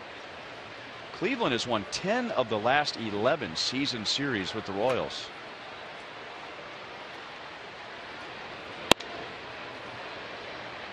Ball one to Jose Ramirez. He had a solo home run in the first inning against Volquez. Terry Francona's team is hanging by a thread in the American League wild card chase. They are 4 games back, but they have 4 teams to pass. Remember 2 years ago, the Indians played in the wild card game by winning the last 10 games of the regular season. That's when you get hot, you might get a spot.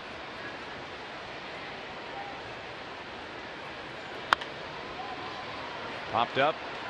Butera and Zobrist out. Rios in, and it lands on the track and kicks back into the seats.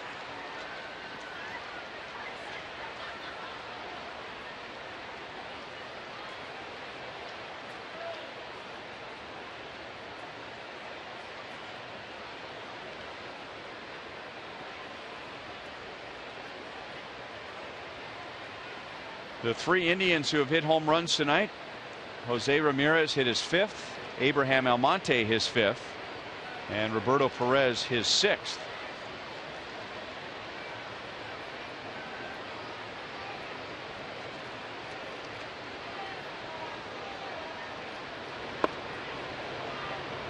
Two and two.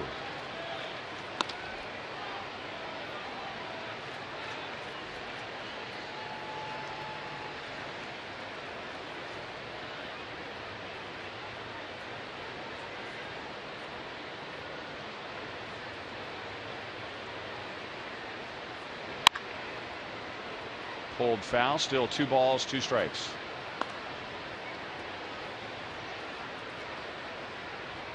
Ben Zobrist, Royals t-shirt.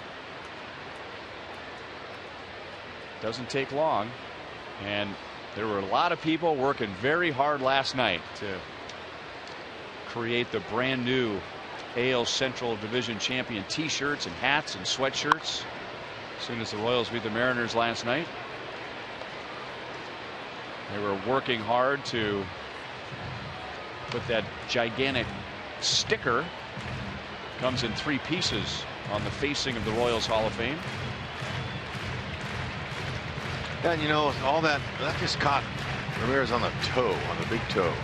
Ouch. And all that stuff from last year, you know, the ALDS, the ALCS, the World Series, all that wear and I still have drawerfuls of t-shirts and stuff like that, and you know, it's good to save a few of those, but man, now we're going to add on some more in 15. Looks like a lot of fun. Over the mound, over the bag, and into center field. So 4 of the 5 have reached against Morales. That's Ramirez's second hit. Ned Yost is on the stairs. Salvador Perez says, "Go get him, skipper," and that's what Ned is going to do.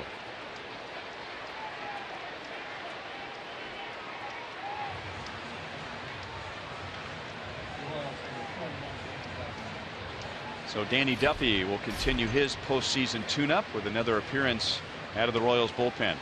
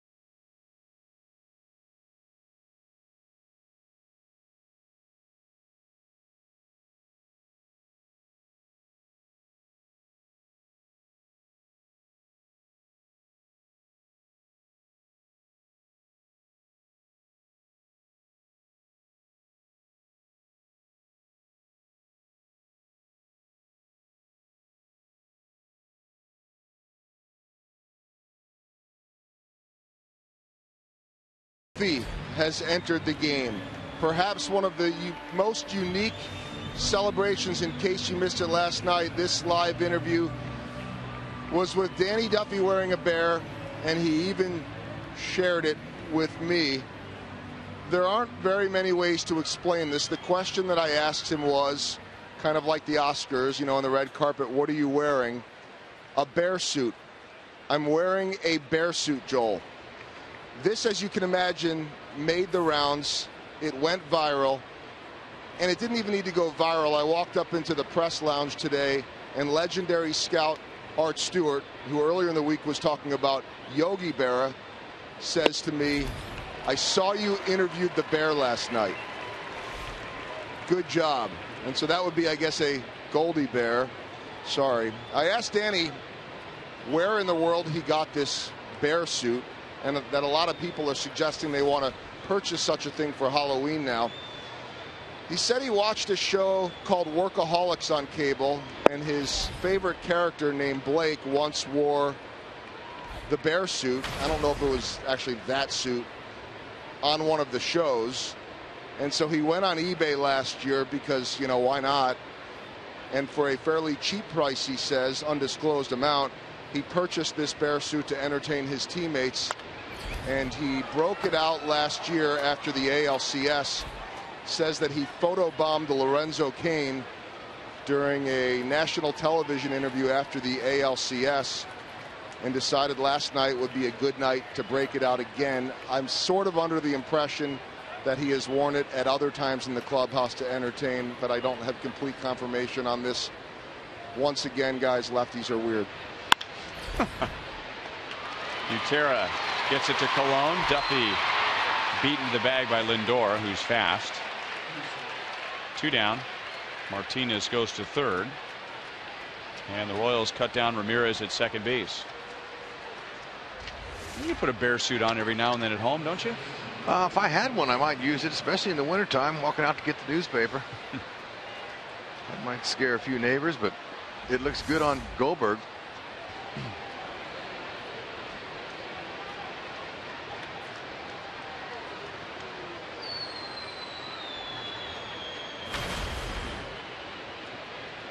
First and third to Carlos Santana. No bad right-handed for the first time. Duffy slide steps and throws a fastball right by him at 94. Duffy, nice fastball. He'll range 92 to 96 with that pitch. Got a pretty good slurvy breaking ball and a nice changeup, but he's coming in as a reliever now. Only needing really 2 pitches. Fastball, establish that pitch, and then whatever other pitch he wants to use. But that's a good location there.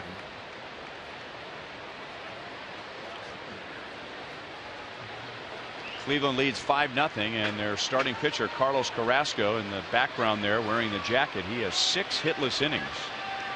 He's had to sit around for a long time. Royals are hoping that this is throwing off his rhythm. We'll see. Yeah, a little bit more than 20 minutes for this half inning.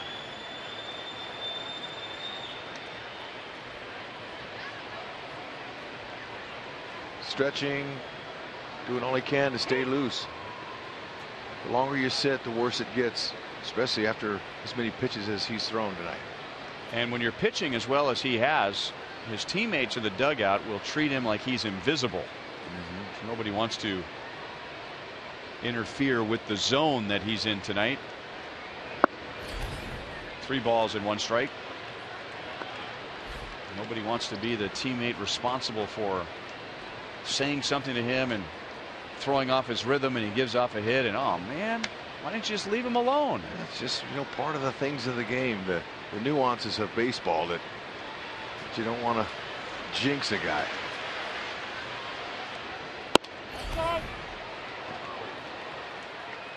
A walk to Santana. Santana has walked twice and struck out twice, and now they're loaded up with 2 down.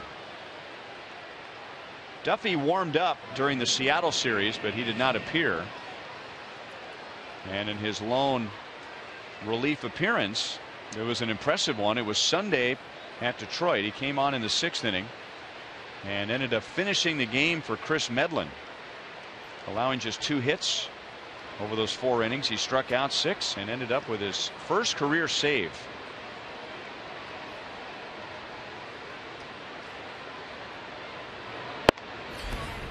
Outside to Chisenhall. He was 0 for 3 against Volquez.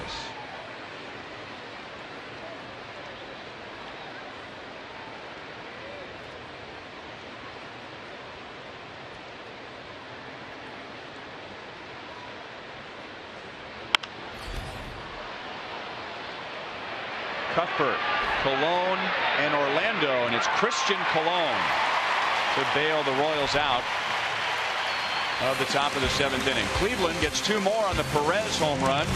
Stretch time at Kauffman Stadium. The Royals are down 5-0 without a hit.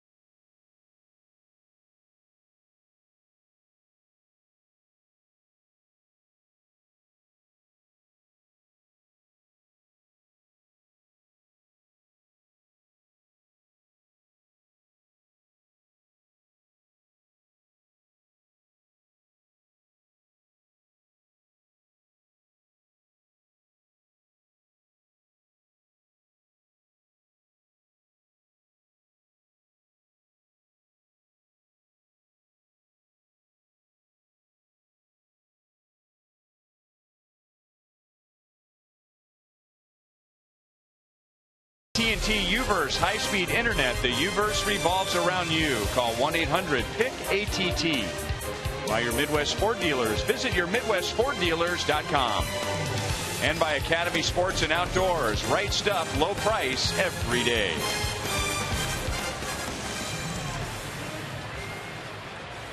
Six hitless innings for Carlos Carrasco. Fouled away by Ben Zobrist. He has struck out twice.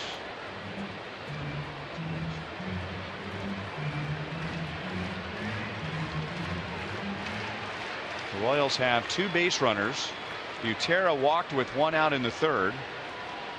And Colon walked leading off the 6th and advanced to second base, but no further. And now 0-2 on Zobrist. Boy, he's got the Royals all mixed up. And it's not just the Royals being mixed up, it's the quality of his pitches. You better believe it is. And from that first inning that he towed the slab here, you could just tell by the teeth on the breaking balls, the bite that he's got, the downward movement like that he has no hit stuff. Even though this is not the AA lineup for Ned Yost, these guys are all solid big leaguers. Carrasco has 3 minor league no-hitters. He does not have a major league no-hitter, but he came as close as you possibly can. That was the 9th inning on July 1st, and the count was 0-2. And Joey Butler of the Rays not only singled, he had an RBI single, so it ruined the no-hitter and the shutout. I mean, that is just painful. 2 outs, 9th inning, 0-2. 1 pitch away from a no-hitter, and he gives up an RBI single. Yeah, and did you see his reaction? He applauded. He was applauding Kipnis for the effort that he made on that play.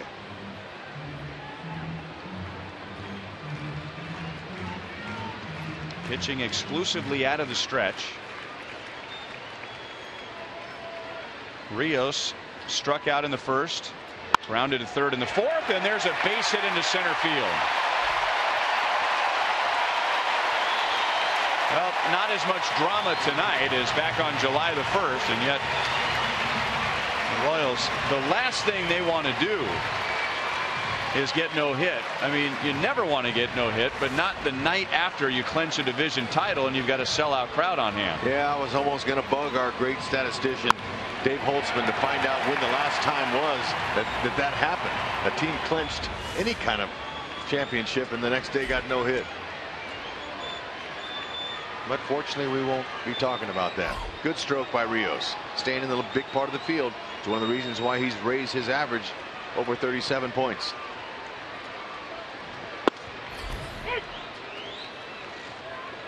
Oh, 0-1 on Paulo Orlando. He has struck out twice, both times swinging. 2 years ago, the Detroit Tigers in the final regular season game were no hit by Henderson Alvarez and the Miami Marlins. How about that for finishing up the regular season? But Tigers went on to the playoffs.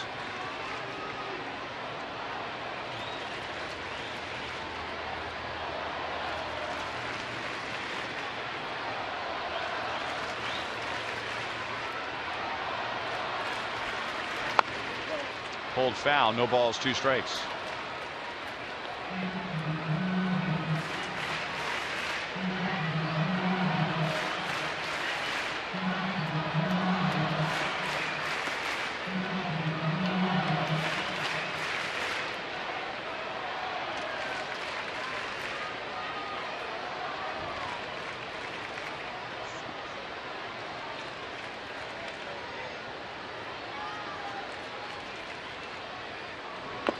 Fastball at 96, 10 strikeouts for Carlos Carrasco. By the way, Hud, for the record, and there has been so much discussion with the Royals lately not playing as well as they can. You know, how does that affect going into the playoffs?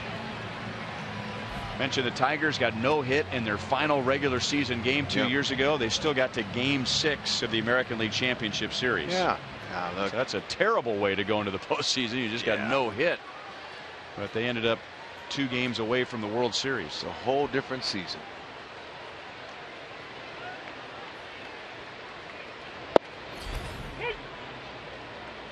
You know, these Royals, when the lights get bright, they showed what they can do. They're performers. They produce. They love it.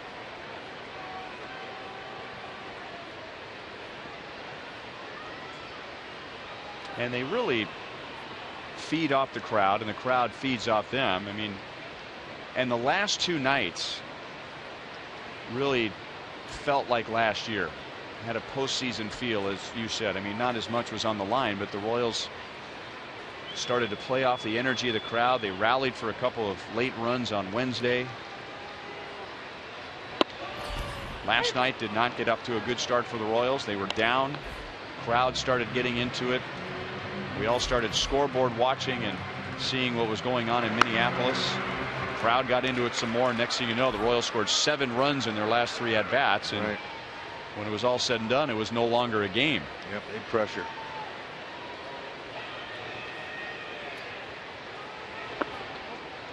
One and 2 on Gomes. He has a pair of strikeouts against Carrasco.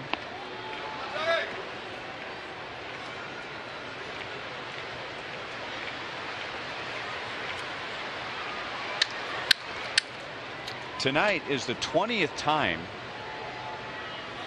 that an Indian starter has struck out at least 10 this year. 20th time.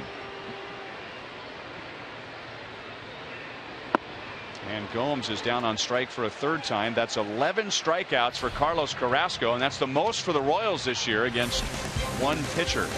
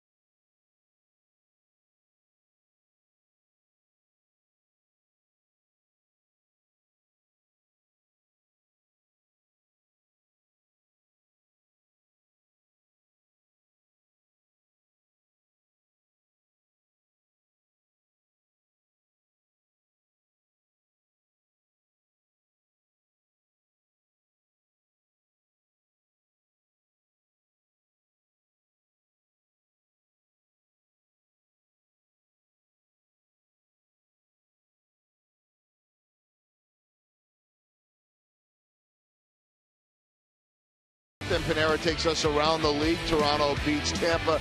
Minnesota trailing Detroit right now. Texas rocking Scott Kazmir and chasing him early.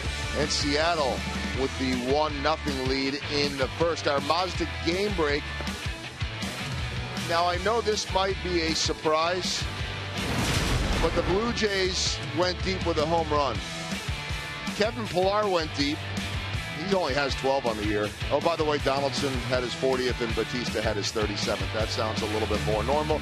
We figured we'd spread the love out and show the guy that doesn't hit as many. That was Pillar. Miguel Almonte is into the game after this one on Boulevard Royals Live. There won't be champagne tonight. It's not going to be like last night, but we're still going to break it down. We'll hear from Ned Yost, get Monty's analysis on Edinson Volquez, and get you ready for tomorrow's game between the Royals and the Indians. And that and much more coming up on Boulevard Royals Live. Brian? All right, Joel. Now, Joel, did you say that was Donaldson's 40th home run of the year or his 40th home run since the All-Star break? No, it's his 40th home run since last week, Brian. Oh, okay. That's what it seems like. Yeah. Man. That deal didn't work out so well for the A's, did it? Apparently not. I was a little surprised at the time they made the deal.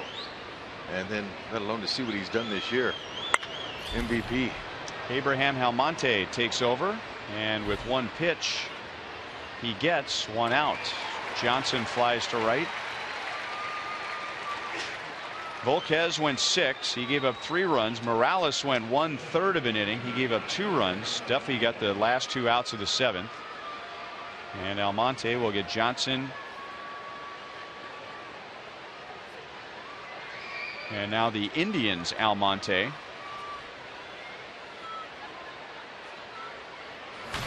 And then Roberto Perez.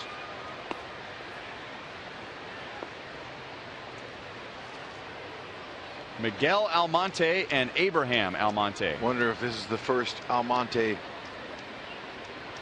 confrontation. Dave Holtzman's all over it. He's mad, by the way. I can tell that you thought of it and said it on the air before he got the answer. Well, it's incredible the mind capacity of Holtzman. He's got numbers. See how he leans in when he's really serious? Yeah, he's really serious on this.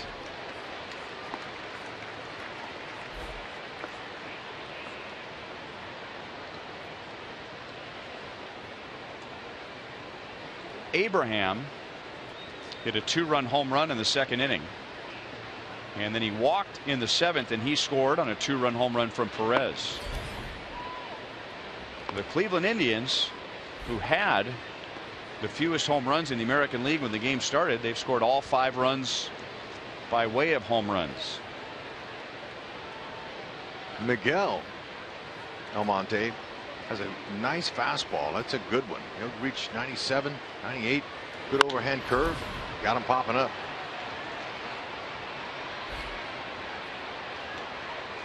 Paulo Orlando makes the play. 2 down. October means baseball, and FS1 continues to be your home for postseason action with the American League Division and Championship Series. Don't miss a moment of the drama and history. It all begins October 8th on FS1 and streaming live on Fox Sports Go.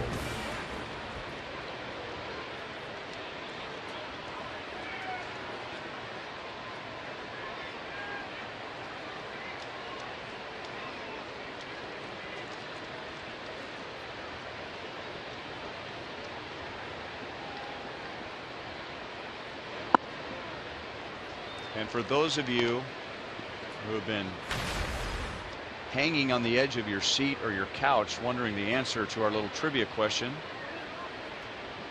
that was the first Almonte confrontation between batter and pitcher. Baseball history.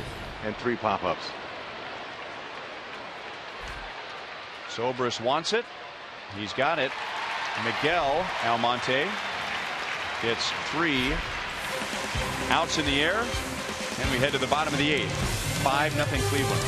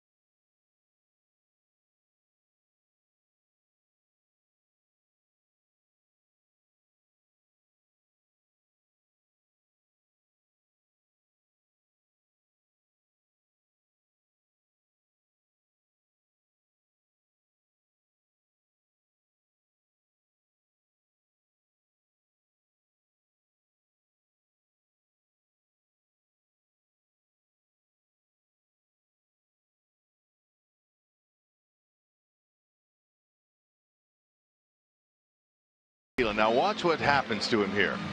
Hey, look at that. See that reaction there? Something was going on with him, and we went and looked back and checked, and we found out that a fly or something flew in his nose. Okay, right before he's getting ready to deliver the pitch. Okay, he steps off.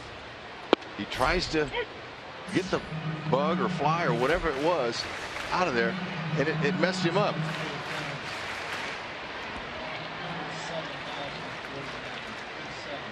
So we looked back, and we could actually see the bug flying in his nose. And this happens. It happened one time in rookie ball. I was playing. We're young. There was a 16-year-old pitcher on the mound, and I'm playing shortstop. And we're in Batavia, New York, upstate New York. And there's no bugs up there. Oh man, the mosquitoes could carry you off the field. Anyway, all of a sudden our starting pitcher goes down, and it was in between pitches, kind of like that. And he's down. He's convulsing on the ground. And I'm thinking we're all going, oh no, oh no. Everybody comes running out there, and they don't know what's wrong with him. And trainer goes out. They're looking in his ear, you know, in his head, and he's shaking his head. They're looking in his head? Yeah, they're looking because he's pointing to his ear. He's a Dominican kid, didn't speak any English. Okay.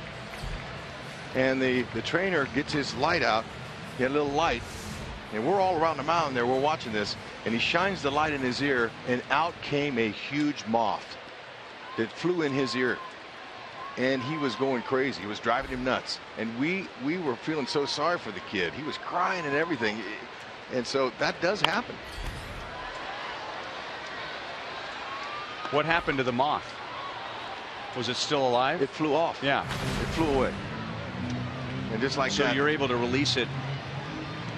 Yeah, unharmed. Okay.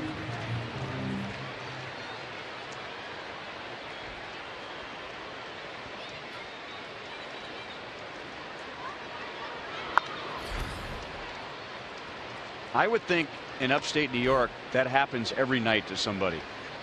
You would think. Especially at a ball game when the lights go on and 12 billion moths come from all over the world to minor league ballparks all over upstate New York. Really, there's a lot of trees and a lot of vegetation up there. That would be strikeout number 13 for Carlos Carrasco, and that ties his career high, which coincidentally was the same night that he pitched the one-hitter, or came one strike away from a no-hitter on July 1st at Tampa Bay. All of them swinging. That'll tell you what kind of stuff he's got.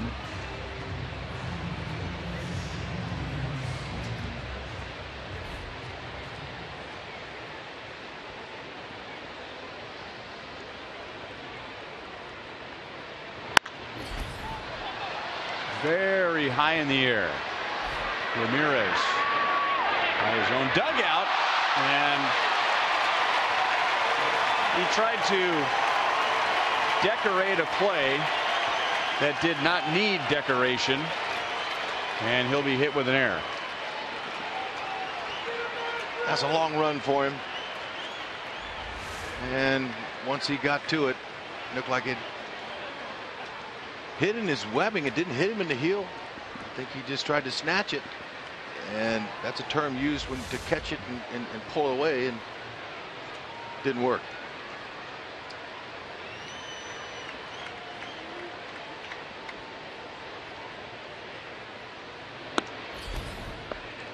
When the Royals have big games at the plate, and they've had many 10-hit games, we start going up and down the lineup and tell you who has hits. Well, tonight it's who has strikeouts. 1 and 2 on Butera. Every Royal is struck out except Butera and Pena, the number 8 and number 9 hitters. Struck out at least once.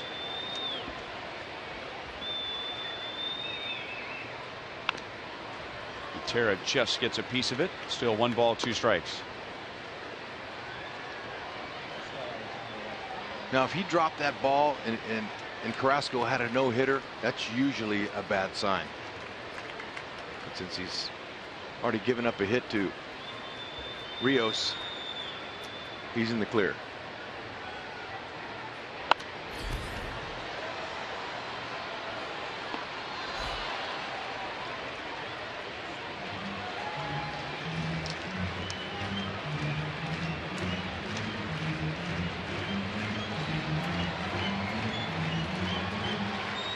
Minnesota has lost.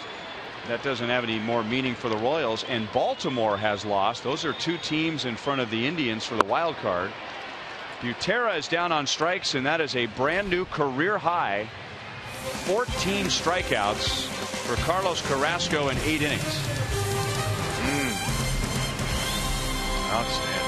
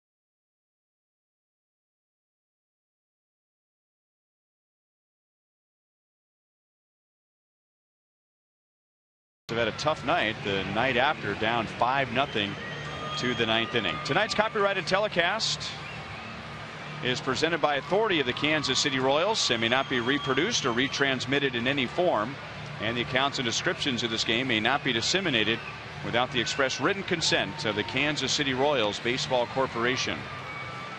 Ryan Lefevre, Rex Hudler with Joe Goldberg and Jeff Montgomery. They're coming up after the game. Boulevard Royals Live.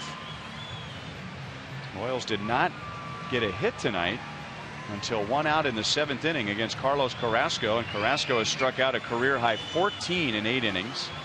And now here in the 9th, Scott Alexander will become the Royals' 5th pitcher, and Alexander pitched 3 scoreless innings on Tuesday night, allowing just 1 hit. Got a good sinking fastball, nice little slider and changeup. Works down in the zone, likes to produce ground balls if he can.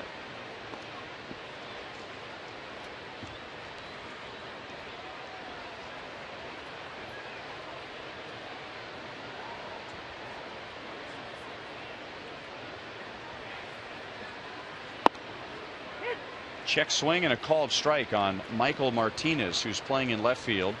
Michael Brantley was in the original starting lineup and was scratched for a 3rd straight game with a sore right shoulder, and Martinez has gone 1 for 3.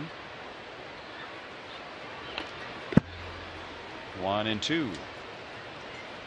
There's Michael Brantley. Indians have a couple of banged up regulars at the moment, and with the same injury, both Brantley and Giovanni Urshela, their young 3rd baseman, are out with right shoulder problems.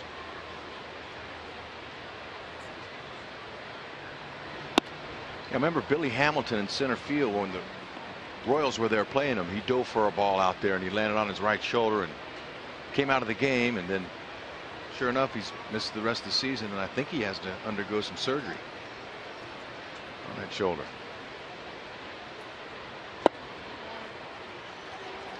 Three and 2. Top of the order next, Kipnis and Ramirez. There's Carlos Carrasco. Nobody's warming up behind him in the Indians bullpen. He has struck out 14 in 8 innings. He has given up 1 hit, and Martinez is on with a leadoff walk.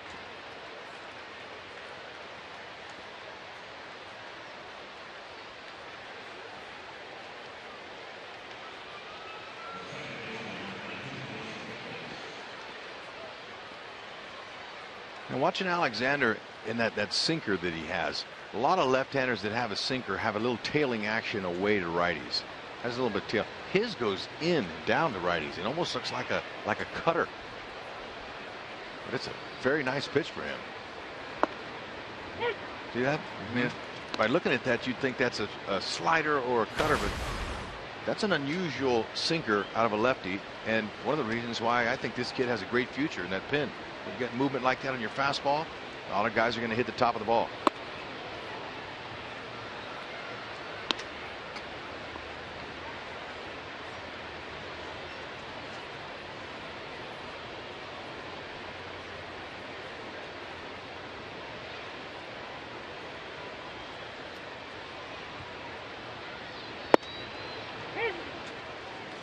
One and two.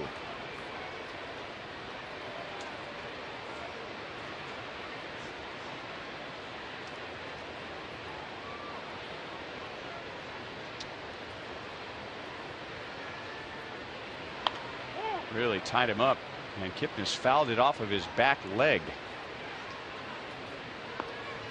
Yeah, he's checking his bat now to see where that made contact, because that was way up on under the label. And whenever you foul a ball off your hip like that, that's strange. Yeah, he's saying, ouch, that hurt. I don't usually foul one off there. That's why he's got that shin guard on. He usually fouls it off down around the shin, but now his teammates are giving him a hard time. Whenever you foul a ball off there, you know you swung at the wrong pitch.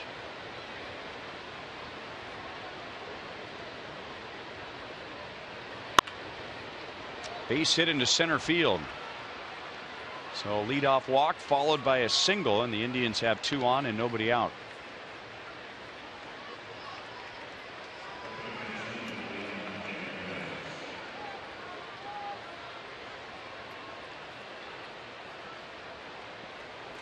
That's a lot of equipment. Yeah, it is. And a lot of first base coaches, when I talk to them, hey, how do you like first base coach? Well, it's all right. I'm the equipment coach, basically. Because they all bring that stuff over to the first base coach, and until the bat boy can get over there and relieve him. Now, you got Martinez at second base, and by the way, the Indians' first base coach is a Cleveland Indians legend, Sandy Alomar Jr., who was Cleveland's catcher during their glory years and a future big league manager. But you got Martinez at second base. He still has his batting gloves on. Kipnis is at first. He took his batting gloves off.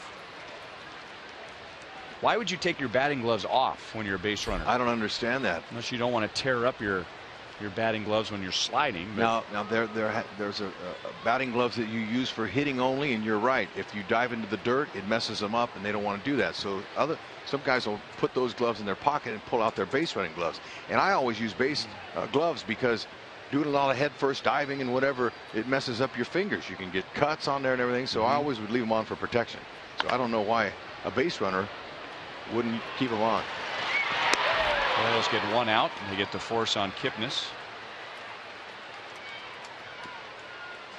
Now I could see if you're talking about a minor league player or a college player or a high school player, you don't want to tear up your batting gloves on the base pass. But I mean, this is the big leagues, right? I mean, there's a warehouse of batting gloves. Yep, right? I mean, you're no shortage of batting gloves when you're in the big leagues, right? And that's another thing that these young players that came, the Royals, young guys that were touring the ballpark today, going into the locker room, and I was in the locker room when those guys were walking through, and you should have seen their eyes. They were looking at those locker rooms and at the lockers, how big, and they were looking at all the stuff, all the shoes, all the gloves, you know. And when you're a big leaguer, you're supplied all that stuff with the companies, and so all you have to do is make one call, and they'll send you 3 or 4 cases of gloves. It's beautiful. It rains merchandise in the big leagues. You know, for the most part, these players could afford to buy their own, but in the minors, you have to buy your own stuff. So yeah, I would be a little leery of wearing my gloves in the minors if I knew I was going to rip them out.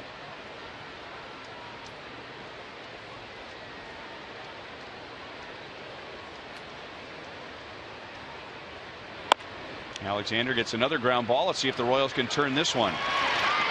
Not quite. Lindor beats it out. The Indians get their 6th run. The leadoff walk turns into a run. Francisco Lindor gets an RBI. And there are 2 down. You know, another thing too, when young players go into a big league locker room, in the older days they had stuff out there, gum, all kinds of candy bars and things, a lot like a Quick Trip or a 7-Eleven. You know, when you go and you see all that stuff there, that's how it was in big league locker rooms. There's stuff like that, bubble gum and all kinds of stuff, and you're looking at that going, wow, and I can get it for free. Yeah, until they find out at the end of their 3 or 4 day stand they have to pay clubhouse dues, which is about, you know, 30, 40, some guys $50 a day. You got to pay in the big leagues. In the big leagues? Right. I think it's more than that now. Well, yeah, 100. It's gone up a lot, but still, you have to pay for it. The guys do your laundry, they shine your shoes, they take care of everything for you. So when you come back the next day, all you do is all your stuff's hung in the locker, clean, and at night you just put it all in a pile and they take it and wash it.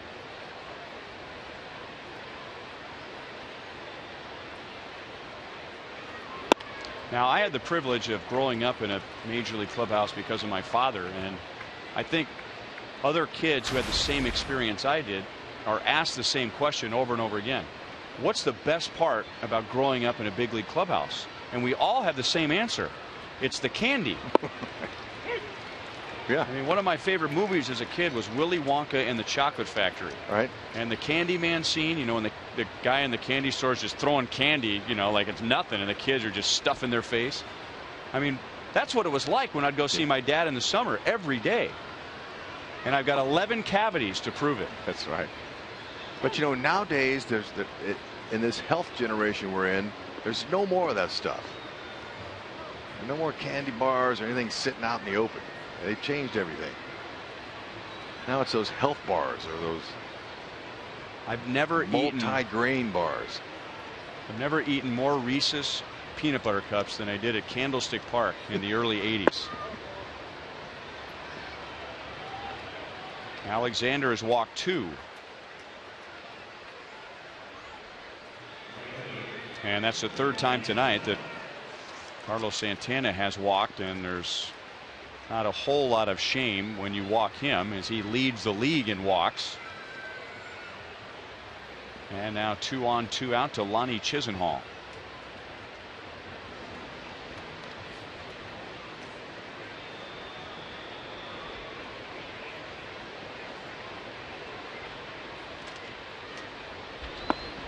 But I get your point, Hud. You're right. I mean, I don't think Babe Ruth used to go to the Yankee clubhouse in the 1920s and 30s and order a green smoothie and a soy burger. Or a veggie dog. Yeah, or a veggie dog. Like Fizz likes. Fizz likes veggie dogs? Oh, that's right. When you guys ate in the Diamond Club a couple of years ago. Yeah, I was on radio that night. You were stuffing your face with pizza and chili dog, and didn't he ask on the air if they had veggie dogs? Yeah. Yeah. So, you know, I'm looking for a veggie dog. Back to Alexander. And that is the inning. So Alexander gives up a leadoff walk. The Indians turn it into a run. Last chance for the Royals. They are down 6-0.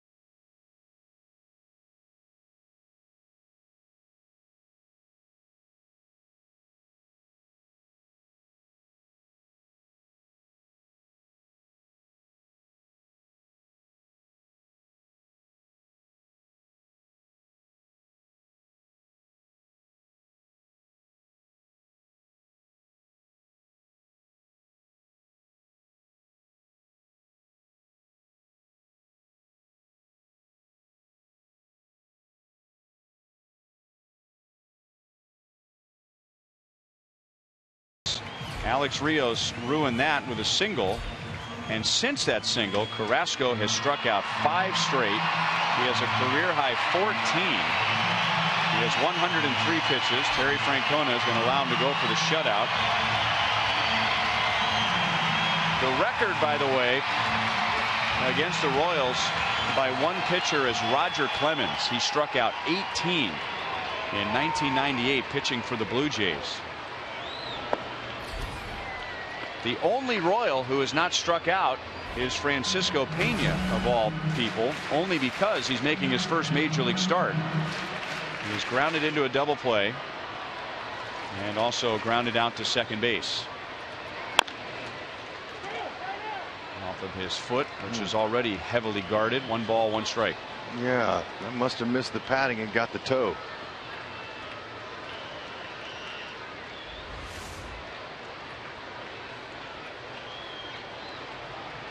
Ooh, man, that was right on top of that padding.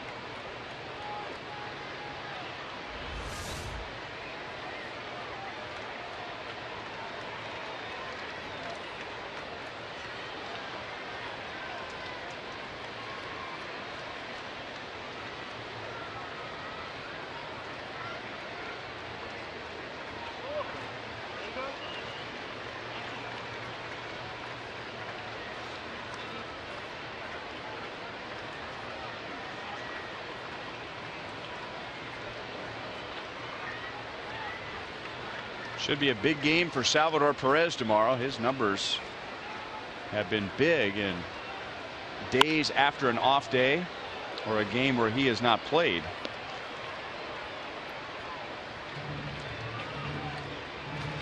Hitting over 400 when he has not played the day before. And Ned Yost has created many more days like that this year with the big lead and the trust that they have in Drew Butera. Pena's still looking for that first big league hit.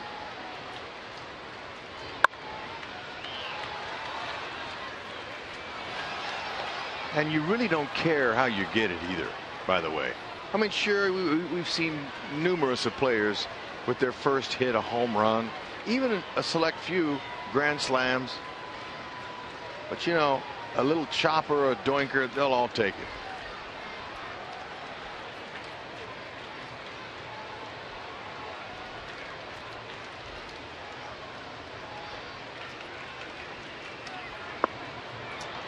And now Carrasco has struck out all 9 Royal starters. He adds to his career high with number 15.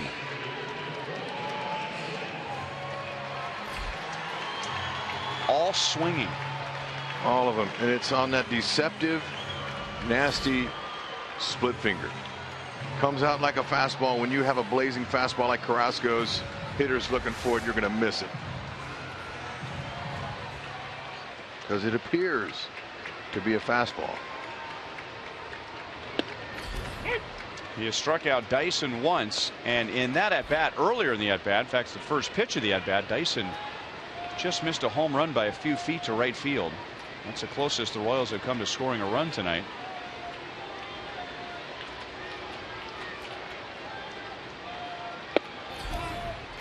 Zobrist has struck out 3 times, Rios once. Rios has the only hit. Orlando and Gomes have both struck out 3 times. Cuthbert once, Colon once, Butera once, and Pena once. So that snaps a string of 6 straight strikeouts for Carrasco. And now 2 down in the bottom of the 9th inning. It's as dominant a performance as we've seen all year against the Royals. There's no doubt. It's very impressive. And with the velocity that Carrasco still has on that fastball, he looks like he could go another 2 or 3 innings.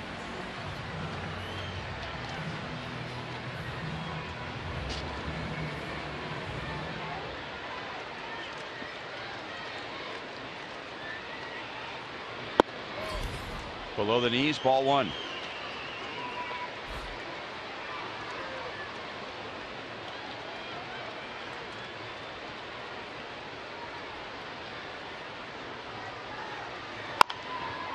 Zobrist make contact.